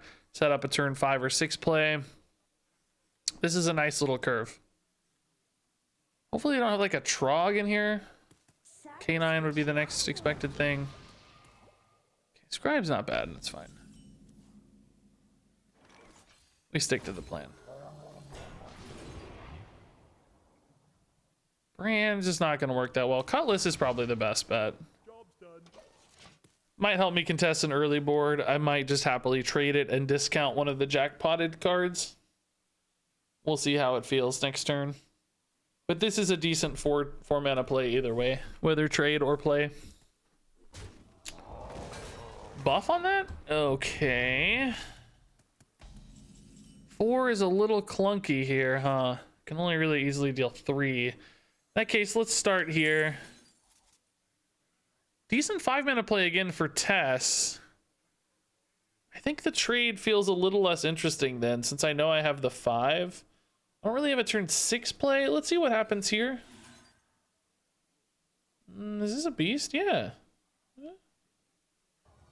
Kind of think that's okay-ish. Wish these had rush, man. Or charge, like back in the day, I mean. Maybe a trade is still better. I don't know. I think I am going to need this to contest minions a little bit, but it's just not very good math right now. I don't think I take 10 off this in order to kill it over 2 turns, do I?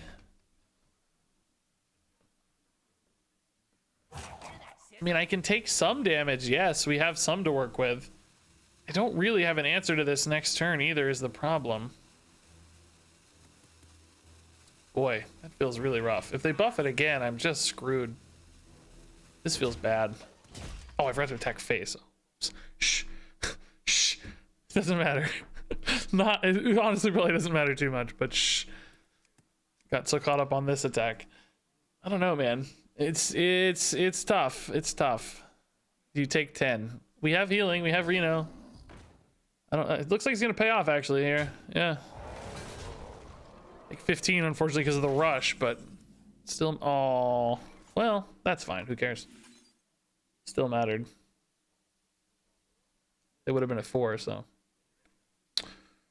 Okay. Still setting up for a decent test here. Good board advantage. Tess is gonna have 5 minions. Next turn's probably here. It's not great, but it's better than nothing. I'm down to 26. It seems like we took a lot of damage, but 26, 30 is what you start with. 26 ain't bad. We can live with 36. Yeah, these just have charge, and you play them with Savage Roar. It was a 14 damage combo that basically owned forever. It was really good for a long, long time. This might make our tests even better. I think it does, yeah. I'd rather have this, yeah. More stuff to do. Okay, so I think I usually play tests here, honestly. This deck's not hyper aggressive. They do have late game, so I could greed it if it feels like we're not behind. I don't have a great follow-up to the test board necessarily. In other words, the minions don't get leverage for stats on board, or they're not setting up a lethal. So there could be some hesitation. I have 6 minions in the test. So it's actually a kind of a full board right now. Could just trade in and test here. It's not bad. I mean, we are building towards a Denathrius by summoning so many things. I do kind of like that aspect of it. Yeah, we have a Miracle Growth after. I think we do it. I don't think we need to be too casual here. I'm wondering, maybe I just leave that alive, huh? Are there punishes there, like emergency maneuvers type stuff? It's pretty unlikely. I'll be at 19. The 2/4s do trade a little better into the Thorn Growth Sentries.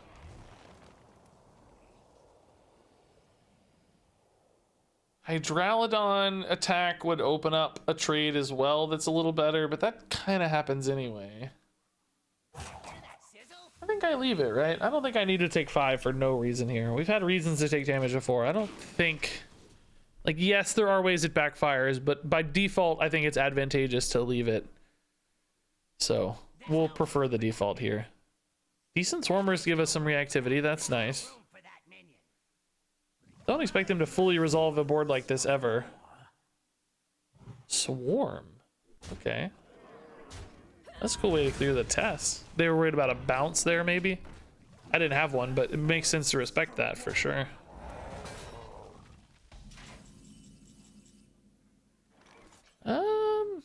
Miracle Growth here seems pretty good. It's a little off curve, so I could try to get through stuff with Swarmers and swings. There's definitely ways to do that. Door of Shadows sometimes does nothing. We got like Wicked Stabs, I'd be really pumped, but some cards don't do much at all. Maybe we just Miracle Growth here. Although going wider sooner is better for Denathrius, but I can still do that on a future turn. If I go Miracle Growth, I can actually keep my dude alive as well. I'm gonna burn a card here unless I get a 0 mana play like Backstab. Oh, nice, dude. Called it. Yes. Thank you. Oh, also rocking the Infuse here is nice. Okay. Very cool. Great turn, I think. Oh, I'm still burning a card, I forgot. It's fine though. I wanted another Swarmer. I would have burned a Swarmer and a card without the Backstab, let's say. That's fine, but happy to get this. Denathri's really big now. That's good. Swarmers pump it more. Could also go Theatar maybe. Yeah, we knew they had that, so. Ah, I burned a 0 mana card. 3 cards left. I can always take their best card here with Theatar. Can maybe give them like a Revive Pet, a Renathal, a Piranha. That should be fine, right? Let's just see what they got up there. Just nice to know their entire hand as well. Ozomat? What? I guess? Surprised they didn't just play the Ozomat this turn. I guess they were worried about taking 10. That makes sense. I mean, is Ozomat better than Ramming Mount? Probably. It seems like they care about this for some reason. This didn't come off anything, right? They actually are running it? Yeah, I mean, I'll play an Ozomat to feed my Infuse. I don't care, man. Whatever. Revive Pet's actually good for them, isn't it? Maybe I gotta give them a Swarmer. We don't want to give them anything too good. These just aren't really that good for me yet either.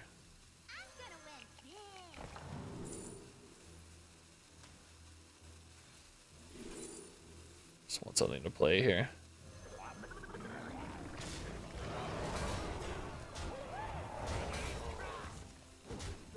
All right, still a good board. Still rocking my Swarmers. Denathrius is at 18, maybe more.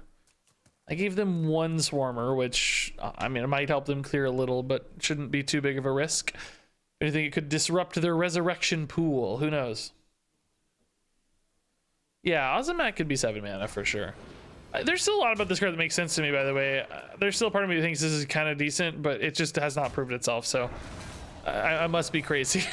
There's no reason to believe that, right? That seems like... Oh, they're not trading this in? Oh, interesting. I would have always killed the 3/3 here to see what you get, right?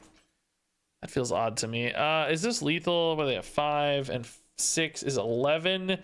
So they're at 37. I have 21 and 5. So not quite, actually. No, probably not quite time. I'd like to Devour. Maybe pop whatever this is out of there. What should I And Devourer seems good to me. Seems like a win condition, doesn't it? Maybe I use the Swarmer in that case. There's a 2/2 left behind here, right? So. Oh, that's fine, yeah. Sadly, my 2/2 trade does not work out, but I still get a big boy here. Chill with that. Okay. I mean, I guess there's some chance I take a lick of damage here, but I don't think it's ever 22. Maybe some weird collateral damage play, but that's not typically run with big beasts. I think we'll be okay. So certainly here, Denathrius to clear taunts into the 17 to face. Feels like it should be a lethal setup. I mean, my god, so much damage. If not, it certainly feels like a stabilizer regardless. Here, girl. I smell an ambush. Kind of a shame we didn't get a King Crush there to eat, you know? We would have been bigger and denied them these taunts. It's again a pretty nasty board, but surely Denathrius handles the problem, right? Trade in. And Denathrius, like I haven't mathed it out yet, but it just has to. It just feels like it has to. If it doesn't, it's still gonna win the game, right? Either way. Still insane. Not a ton. Yep, the big. I mean, hey, look, guys, another Hearthstone game ended with Insatiable Devourer and Denathrius. even Renovated Renothal Rogue is not immune to the Denathrius Devourer pair. It's so crazy how this just is every deck. I think people are so sick of this, myself included. Like, yeah, it feels good when you're doing it, but it's just every game. It's silly. It feels pretty tiresome. Okay, guys, I gotta go. That was pretty fun, actually. Nice ending there. Hey, Melly Duna, thanks for the Prime sub, by the way. That's very nice, Melly Duna. Let me send you all on a raid. Send you on your merry way to another small Hearthstone streamer, and I will see you all tomorrow, I think. I'm like really behind on a lot of stuff. There's real life stuff stacking up, and sponsor commitments stacking up, and regular videos stacking up. I'm very feeling overwhelmed right now by a lot of stuff, so I'll try my best, but many things are hitting me all at once right now. And I haven't felt good either. It's terrible timing to have a bad health week, but I have. So I'll do my best, but love you all a ton. Thanks for hanging out tonight. Cool games. Enjoy this raid. Thanks for watching, and until next time, game on.